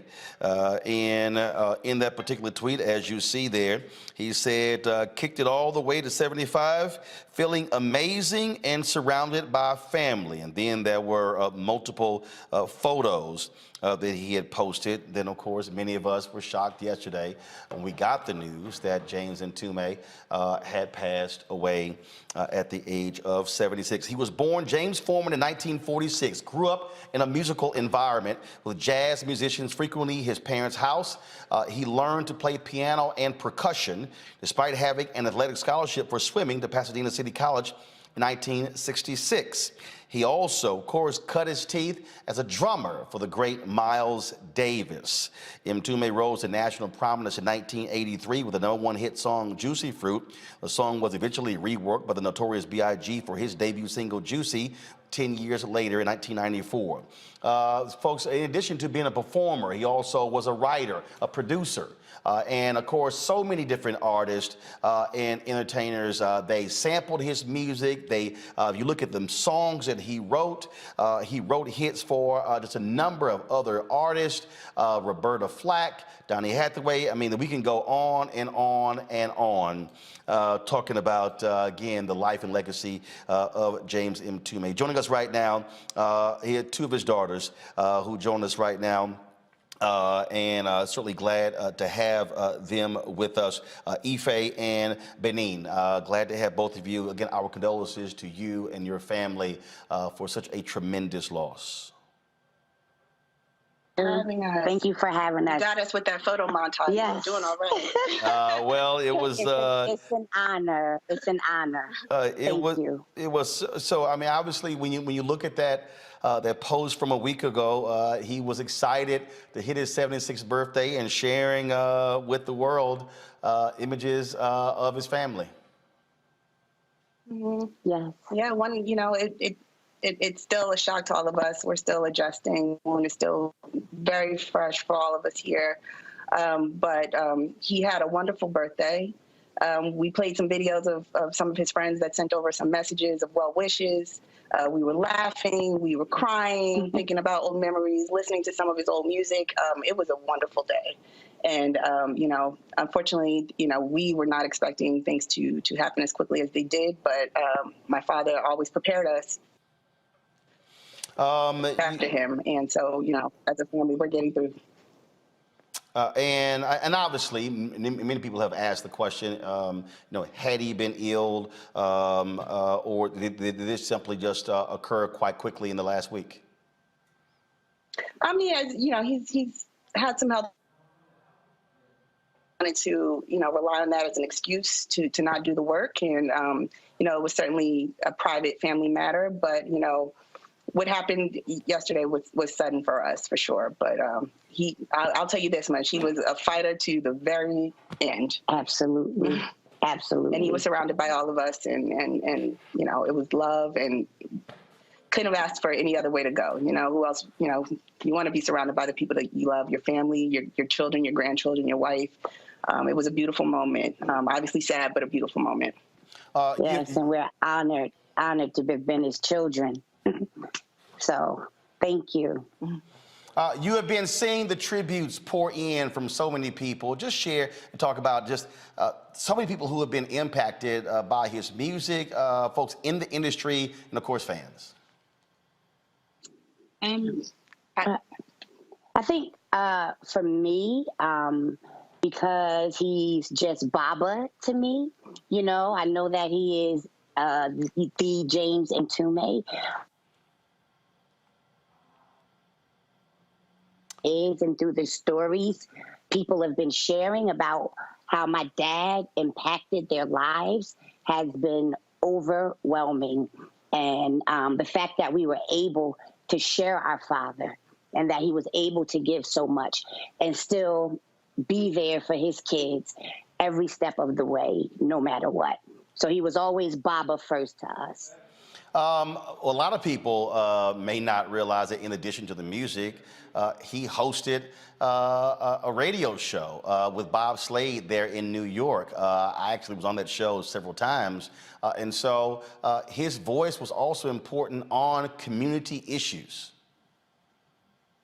Oh, yeah, very much so. I mean, you know, people do know my father for his, you know, creative work and for being a musician, but we were, you know, I don't know how many people know that my parents were Black nationalists, and we grew up on a foundation of understanding what it means to be Black in this world and understanding exactly how the world will view us and being, you know, having a front row seat to his activism. And he brought us along to rallies, and we had to watch Farrakhan.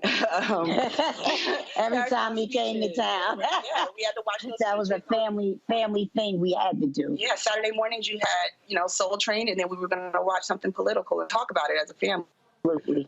You know, him being on Open Line, you know, I think it was a pleasure for him, and certainly wonderful for us to witness as well. So he was very proud of that part of his career, and so were we, obviously. He was a son of Philadelphia as well.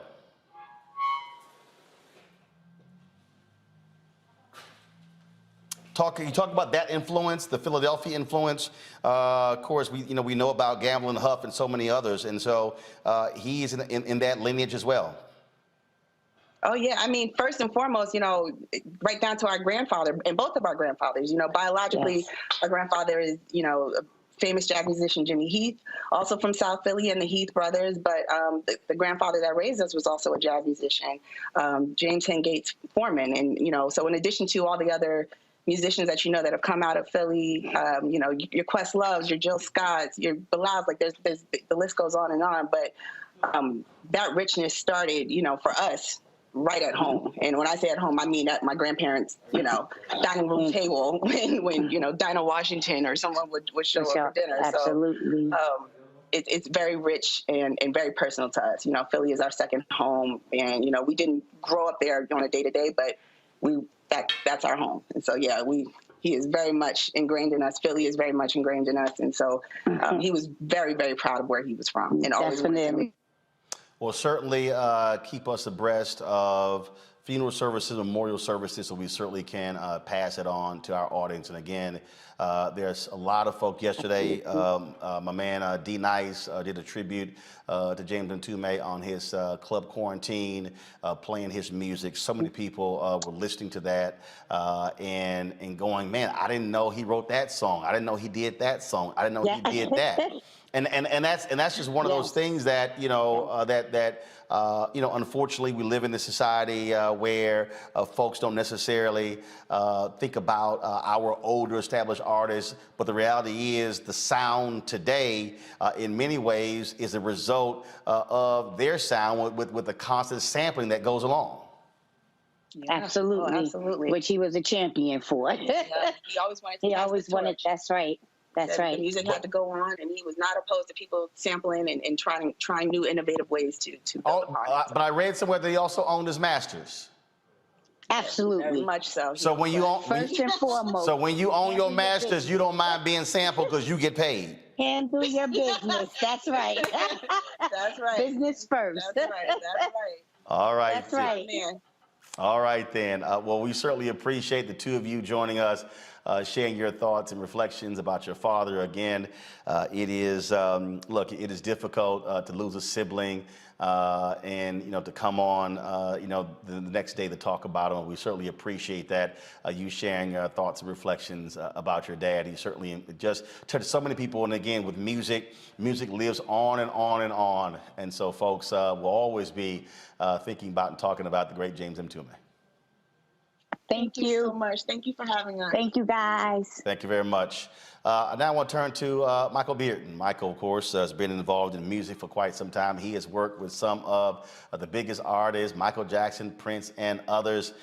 Michael, just give folks a perspective of how significant James Mtume is to music.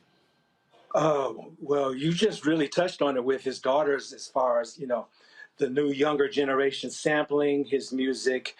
But his legacy is from, the lineage of his dad, Jimmy Heath, in the whole jazz idiom, and, with James having worked with Miles, and James used to tell me a lot of different Miles Davis stories. And so just from him writing with his partner, Reggie Lucas, and just, The Closer I Get to You, and You Know How to Love Me, Holiday, like all these songs that are just in the ether. And I know Dee, did a set, the other night, and a lot of people just didn't know that Tunes had done all of these things. So his lineage and his legacy is probably too vast to even just speak about right now on this broadcast. It's so much that he did. Are a great artist. But then when you have someone like him who's a great artist, a great writer, and a great producer, that's a whole different thing there. Yeah, well, but it is and it isn't, because it used to be the bar. It used to be that you had to learn all of these things, and I know how he came up as a young musician. He was taught all of these things. And he had the curiosity to know and want to know more and want to do more. And then, obviously he had the talent to do so. Now, I never really like to compare eras, because it's just a different thing, different tools, different way the young people work now. But what I am a little bit disappointed about now is just the curiosity to know more and to really get inside of being a great songwriter, not just a writer, a great songwriter, not just a producer, a great producer, not just an artist, a great artist. So that used to be the bar and the level. So for Tunes, it's just what it is. I asked that question to his daughters about sampling, and we think about that. Look, if you look, hip hop is a tremendous genre in terms of what they've done. But if you don't have those songs from the 60s, 70s, you don't have hip hop. I mean, in many ways, it is the foundation. Though all those songs, whether it's James Mtume, whether it's James Brown, whether it's Parliament Funkadelic, whether it's Ohio Players, and on and on and on. Absolutely, no, absolutely right. You know, just coming from the Bronx and playing the records, they had to have some kind of source material to start their, you know, the parties, the incubation of hip hop, and they found that in these old records. And the way you get to the records is you become a musician and you create out of nothing these records into something. And so, but you know, when I used to have conversations with Toombs about this, and you know, for besides the obvious reason of getting paid, you know, when they sample your stuff, he really looked at it as a way for the young people to discover something that didn't, you know, was living, not nostalgic, not museum-like.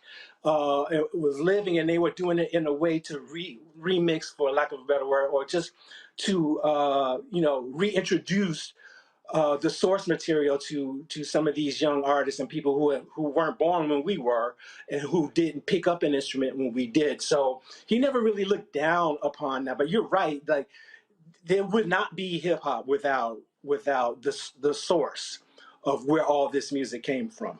Absolutely. Michael Bearden, always a pleasure to have you, my brother. I always love talking to you, Roland. Thanks a bunch. I do want to ask Benin and Ife, I want to ask him this. You know, you talk about your grandfather, but also what did your dad say, what it was like to work with and study under the master Miles Davis? Oh my goodness. I'm quite sure he had a few Miles Davis stories. Tons of them. He had tons of them. And I have to say, Miles was not only a mentor to him, he was really like family. Miles, you know, people don't know, my father had knee surgery at one point, and Miles stopped the tour and said, I'm not going on tour without you. And he took him away and helped him get better and got him back up on his feet so that he could get back on the tour with him. That's how tight they were. Wow. He took him to his home in Brooklyn. And as a matter of fact, there is a song that they recorded. And when they were finished recording the song, Miles turned to my father and asked him, how do you spell your daughter's name? And my father spelled my name to him. So I am so honored that there is a song that Miles Davis did, and it's called Ife. It doesn't get any better than that. Like, they were brothers. That's it. They were brothers. They were family. Like, he loved him like no other. Like no other. There are tributes to Miles all over.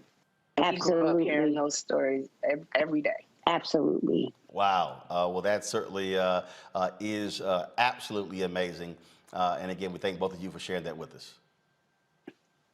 Thank you for letting us share. Thank you. I appreciate it. I want to bring in musical conductor Ray Chu. He joins us right now. Ray, first and foremost, just your thoughts about James Mtume, man. Oh man.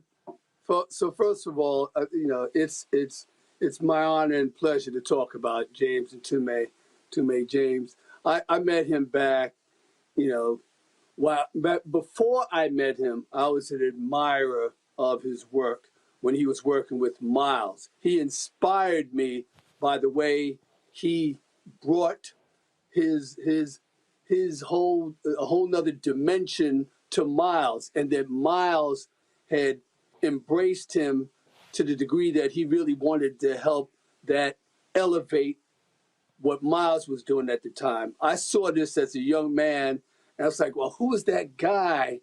Miles would just stop the show and let him go for like 10 minutes, man. And it was just incredible to watch. And when I met him years later, you know, just hearing his voice and he was an activist. He was his political voice meant so much. And so I called him my warrior brother. Every time I saw him, I say, what's up, warrior? Give him the hearts. Now, you know, we started seeing each other a lot while he was producing Stephanie Mills and Phyllis Hyman at Sigma Sound. and I'd be in the next room with Ashford and Simpson and recording and Donna Ross and stuff like that. And we became, really close friends then. And then when he started doing New York Undercover, he hired me as an arranger and as a player. And so getting to work with him up close and personal, that was really great.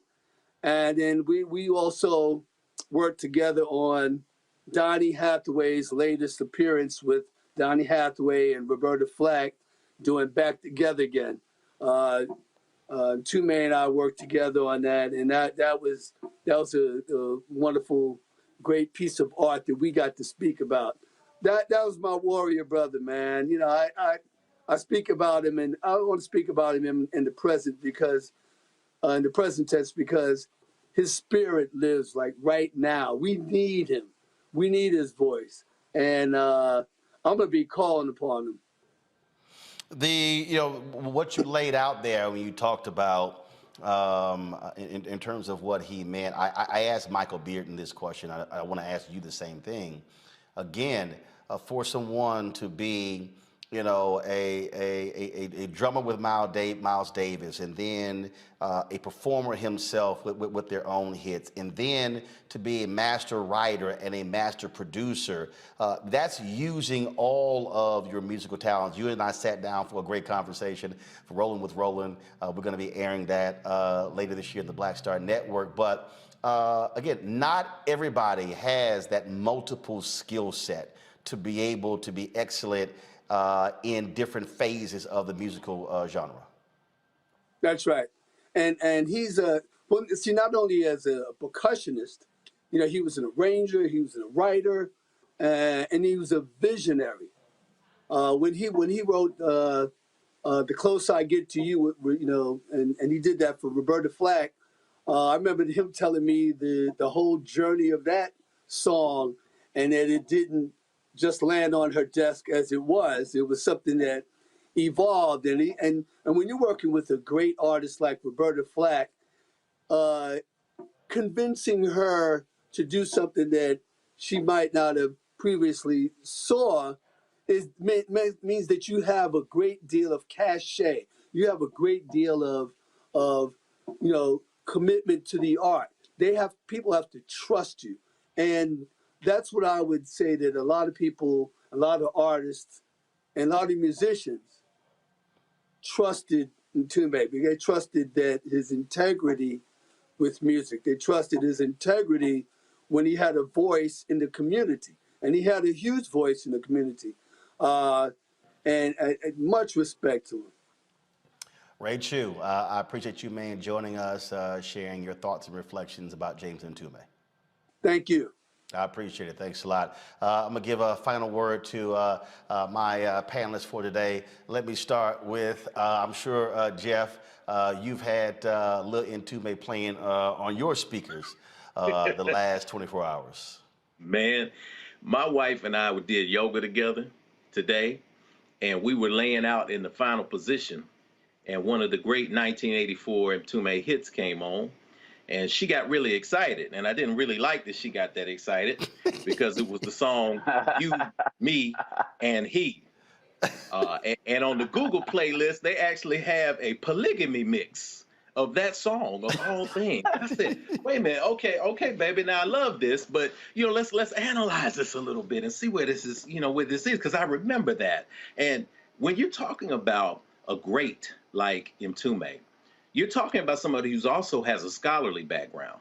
You find that he was studying on the West Coast under someone who was on the show 3 weeks ago, Malana Karenga. He was working in the early days of the development of Kawaida, this philosophy, if you will, that produced what we call Kwanzaa now. So we're not talking about a lightweight brother here who's just a talented musician or even a talented drummer. It's important to point out that he was also a percussionist. When you deal with a percussionist, that is someone who is speaking a different language using every available means.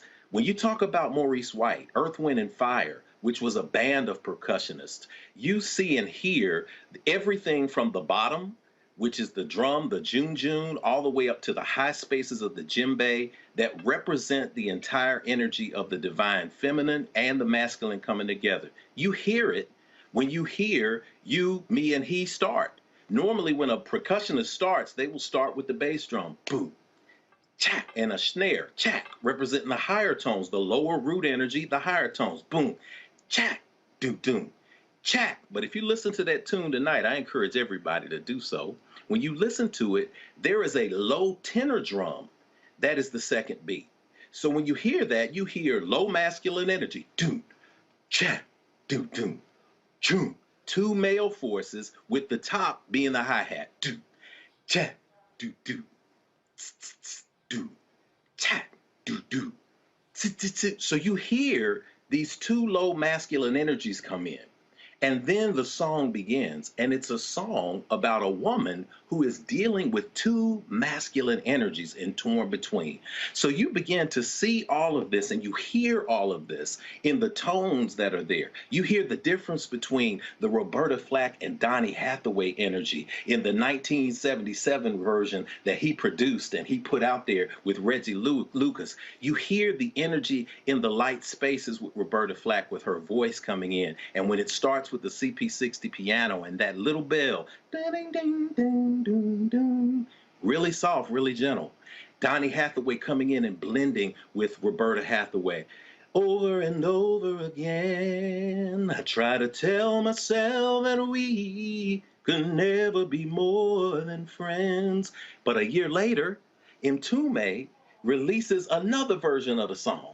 He releases in 1978 a version with him and Tawatha Agee singing, and it's operatic. And you see the rumble at the beginning of the song, and you hear that do, do, do, and then everything starts to feel out. And then she comes in with an operatic version of it. Closer I get to you, more of the vibrato. And then he comes in, and it's a percussive sound. It's not smooth like Donny Hathaway. It's strong.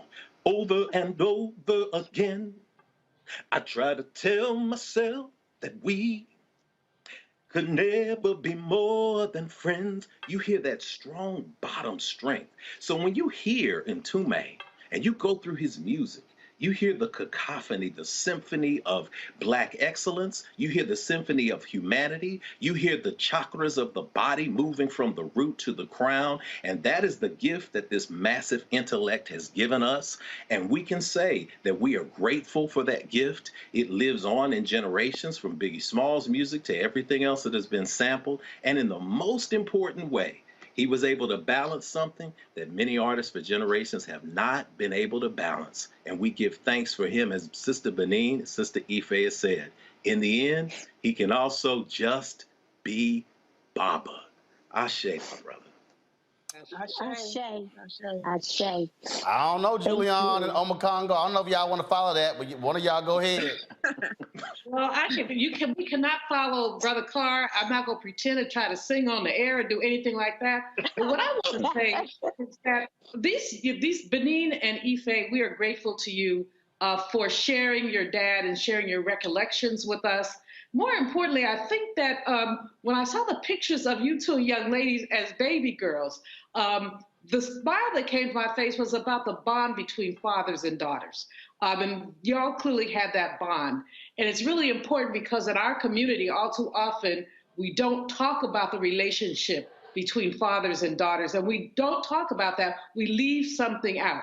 Single moms are single moms because they are. My mom raised 5 kids by herself, and I bless her for that.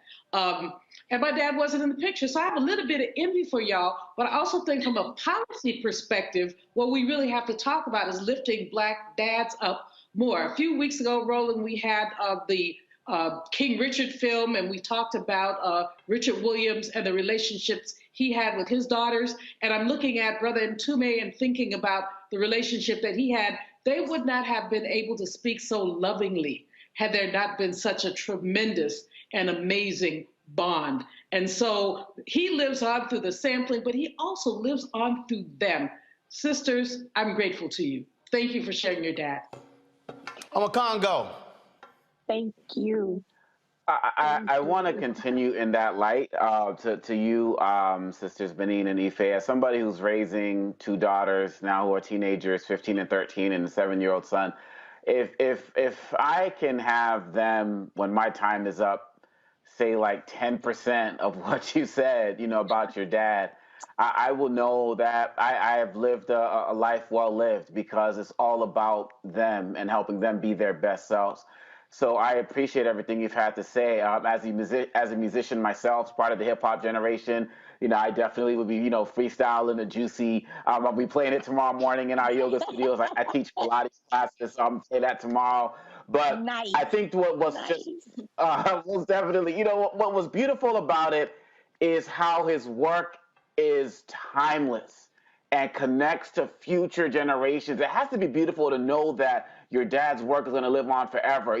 My children ask questions about his music, and it's living on. And so, for everything that you all have shared with the world, everything that he has shared with the world, we throw these terms around too lightly: genius and icon. And there's no better example of this than what he has done. And so I hope he has to rest in peace and power, because look at YouTube and everything he's given to this world, but definitely through the family. And so I just want to echo Dr. Malvo and saying thank you for sharing them with the world. And I know in this family, my 15-year-old, my 13-year-old, my 7-year-old, they're going to know the legacy. So it's just going to continue to live on. And I'm just happy that we've been able to be a part of his experience in just a small way. Thank you so much for letting us be a part of this. So thank you for letting us share. We appreciate it. Thank you so very much. And with that, folks, that ends today's show. If you want to understand why Roland Martin Unfiltered and the Black Star Network matters, and that is when our elders transition to ancestors, we pay them proper respects. In fact, actually, we're not ended. My apologies. I'm sorry. We did lose a couple of more of our elders. One of the founding members of Parliament Funkadelic and the Rock and Roll Hall of Famer has passed away. Calvin Simon, the West Virginia native, was a barber before joining the group he created with fellow barbers George Clinton and Grady Thomas and customers Ray Davis and Fuzzy Haskins. Simon eventually parted ways with the group due to financial disputes. In 2004, Simon recorded gospel music under his label Simon Says, releasing the album Share the News after he was diagnosed and treated for thyroid cancer. He released 2 more gospel projects, 2016's It's Not Too Late and 2018's I Believe. Calvin Simon passed away at the age of 79.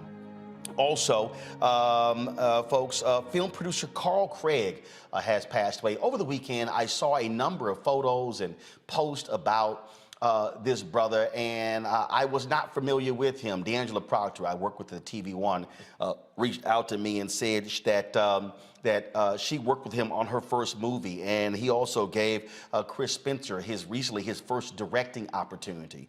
Carl Craig, he was a writer, producer, an actor. He produced the Bobby Brown Story, American Soul, and Real Husbands of Hollywood on BET. He's probably most known for his work with Robert Townsend, I'm Gonna Get You Sucker, and Hollywood Shuffle. Robert Townsend posted this tweet earlier today: rest in peace, Mr. Carl Craig, one of my oldest friends and producer. I couldn't have done Hollywood Shuffle without him. This photo is the money shot. We were on the European PR tour for Shuffle in Norway. My prayers go out to his wife, daughters, and family.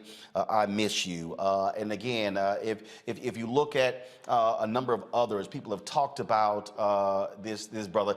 Many folks did, and again, I did not know of Carl Craig, but so many talked about the opportunities that he gave people as a producer, and one of the unsung gems in Black Hollywood. Carl Craig was 52 years old, and so again, we wanted to make sure that that we also remembered those two. And as I was saying We don't only just focus on people when they pass away. We like to give people their flowers when they're alive as well, which is why this show matters. And so you turn on cable news today, you're not going to see anybody mention Carl Craig. You're not going to see them have a discussion about James Mtume or Lonnie Guinier. You're not going to see them talk about Brother Simon. And you also, a perfect example, I looked at this weekend. And the only black network, the only black targeted, black owned network that even paid any tribute to Sidney Poitier in a real meaningful way was Oprah's own. She showed 2 of the interviews that she did with him. She also showed the Legends Ball that I got a chance to attend in December of 2004 around Selma, where he was one of the folks who was saluted. And how shameful is it that we have black networks, black targeted and black owned networks that don't find time to stop playing their comedy shows and playing their award shows and playing the same stuff they always do and not honor our greats. How do you not honor Sidney Poitier? How do you not honor James Mtume? And so now you understand why we created this. And you also understand, I love these people. I love these people who go on social media. Oh, you just trying to get a job with these white networks. Yeah, show me which network did a 2-hour Sidney Poitier tribute and brought on people who knew him and black male actors and others to share their thoughts and remembrances about him. Folks, that's why this show, this network matters. When I announced the unveiling on Thursday, I told you we're going to be debuting on beginning February 1st 4 new shows on the Black Star Network. In addition to Rolling with Roland, that's going to be 5 shows that we're launching. We are not interested in, again, asking somebody else to tell our story. Again, when you look at this Ida B. Wells piece right here, she says, the way to right wrongs is to turn the light of truth upon them. Well, you can't do that if you asking somebody else, can you please cover us and to tell our story. You can't do that when you see that mural right there, Freedom's Journal, the nation's first black newspaper, where it says, we wish to plead our own cause, too long have others spoken for us. Why in 2022 are we still asking somebody else to tell our story? And so that's why we are here. That's why we do what we do. And so we want you to support us. We want you to download the Black Star Network app. We want you to tell your friends. We've already surpassed 25,000 downloads. We now want to hit the next milestone is 50,000 downloads. And then we want to go to 75,000, then 100,000. And so Apple phone, Android phone, Apple TV, Android TV, Roku, Samsung, Smart TV, Amazon Fire Stick, also the Xbox. You can download our app on all of those platforms. You can see our interviews with Reverend Dr. James Lawson and Richard Lawson, and you can see the Fred Gray interview. All these things are on the app as well. We also want you to support us financially. The reality is we don't get the amount of money that MSNBC and CNN, they get 6, 7, 800 million, $1 billion in advertising. We don't get that. So your dollars matter. The support that you give matters as well. And so please join our Bring the Funk fan club, where every dollar you give goes to support this show, support our travel, support our staff, allows us to buy more equipment, buy more lights and more cameras and things along those lines. And so Cash App is $RM Unfiltered. PayPal is R Martin Unfiltered. Venmo is RM Unfiltered. Zelle is roland@rolandsmartin.com, roland@rolandmartinunfiltered.com. Don't forget, when you give on YouTube, we're only getting 55% of what you give. They're getting 45%. So we ask you to actually give to us directly via those platforms as well. And so we appreciate our panelists. Jeff Carr, thank you for being here. Julian Malveaux, Makongo, thank you so very much for sharing your thoughts and remembrances. I want to thank all of our guests today as well. We will have live coverage tomorrow of President Biden, Vice President Kamala Harris's speeches in Atlanta. We'll have full analysis of what they had to say right here on Roland Martin Unfiltered. So you want to stay tuned. Turn your live notifications on Facebook, on YouTube, and on the Black Star Network. So when we go live, it pops up on your phone. You can actually see the new content that we have as well. If you missed our Sidney Poitier tribute, you can go to the Black Star Network app, go to our YouTube channel. You can see that 2-hour program. We're going to be live streaming also. We'll be separating the Lonnie Guinier tribute and the James Mtume tribute as well, and then pushing that out to our platforms as well. Look, I told y'all, it's a whole bunch of haters out here, and they out here. They tweeting, they posting all kind of stuff. They dogging me, but I told y'all, we don't worry about haters. All we do is keep stepping over haters, and we love for them to keep hating, because as the Bible says, the God will simply prepare a table in the presence of thy enemies. It's driving our haters crazy that we debuted this new studio. It's driving them crazy that we are still here 3 years after launching, when all these haters, a lot of them black, was saying, y'all ain't gonna survive. You're not gonna be able to get anybody to watch. You going broke. We still here. We still here. And so we're going to continue to be here. We got some great stuff lined up, and we can't wait to unveil more stuff for you to be able to see. And so again, folks, we appreciate all that y'all do. Thanks a lot. And I'll see you tomorrow right here on Roland Martin Unfiltered and the Black Star Network. Y'all like the outfit from Ghana? And also the Nagast shoes. I got the Nagast tennis shoes over here, the red, black, and green. All right, y'all. I'll see y'all tomorrow. Ho!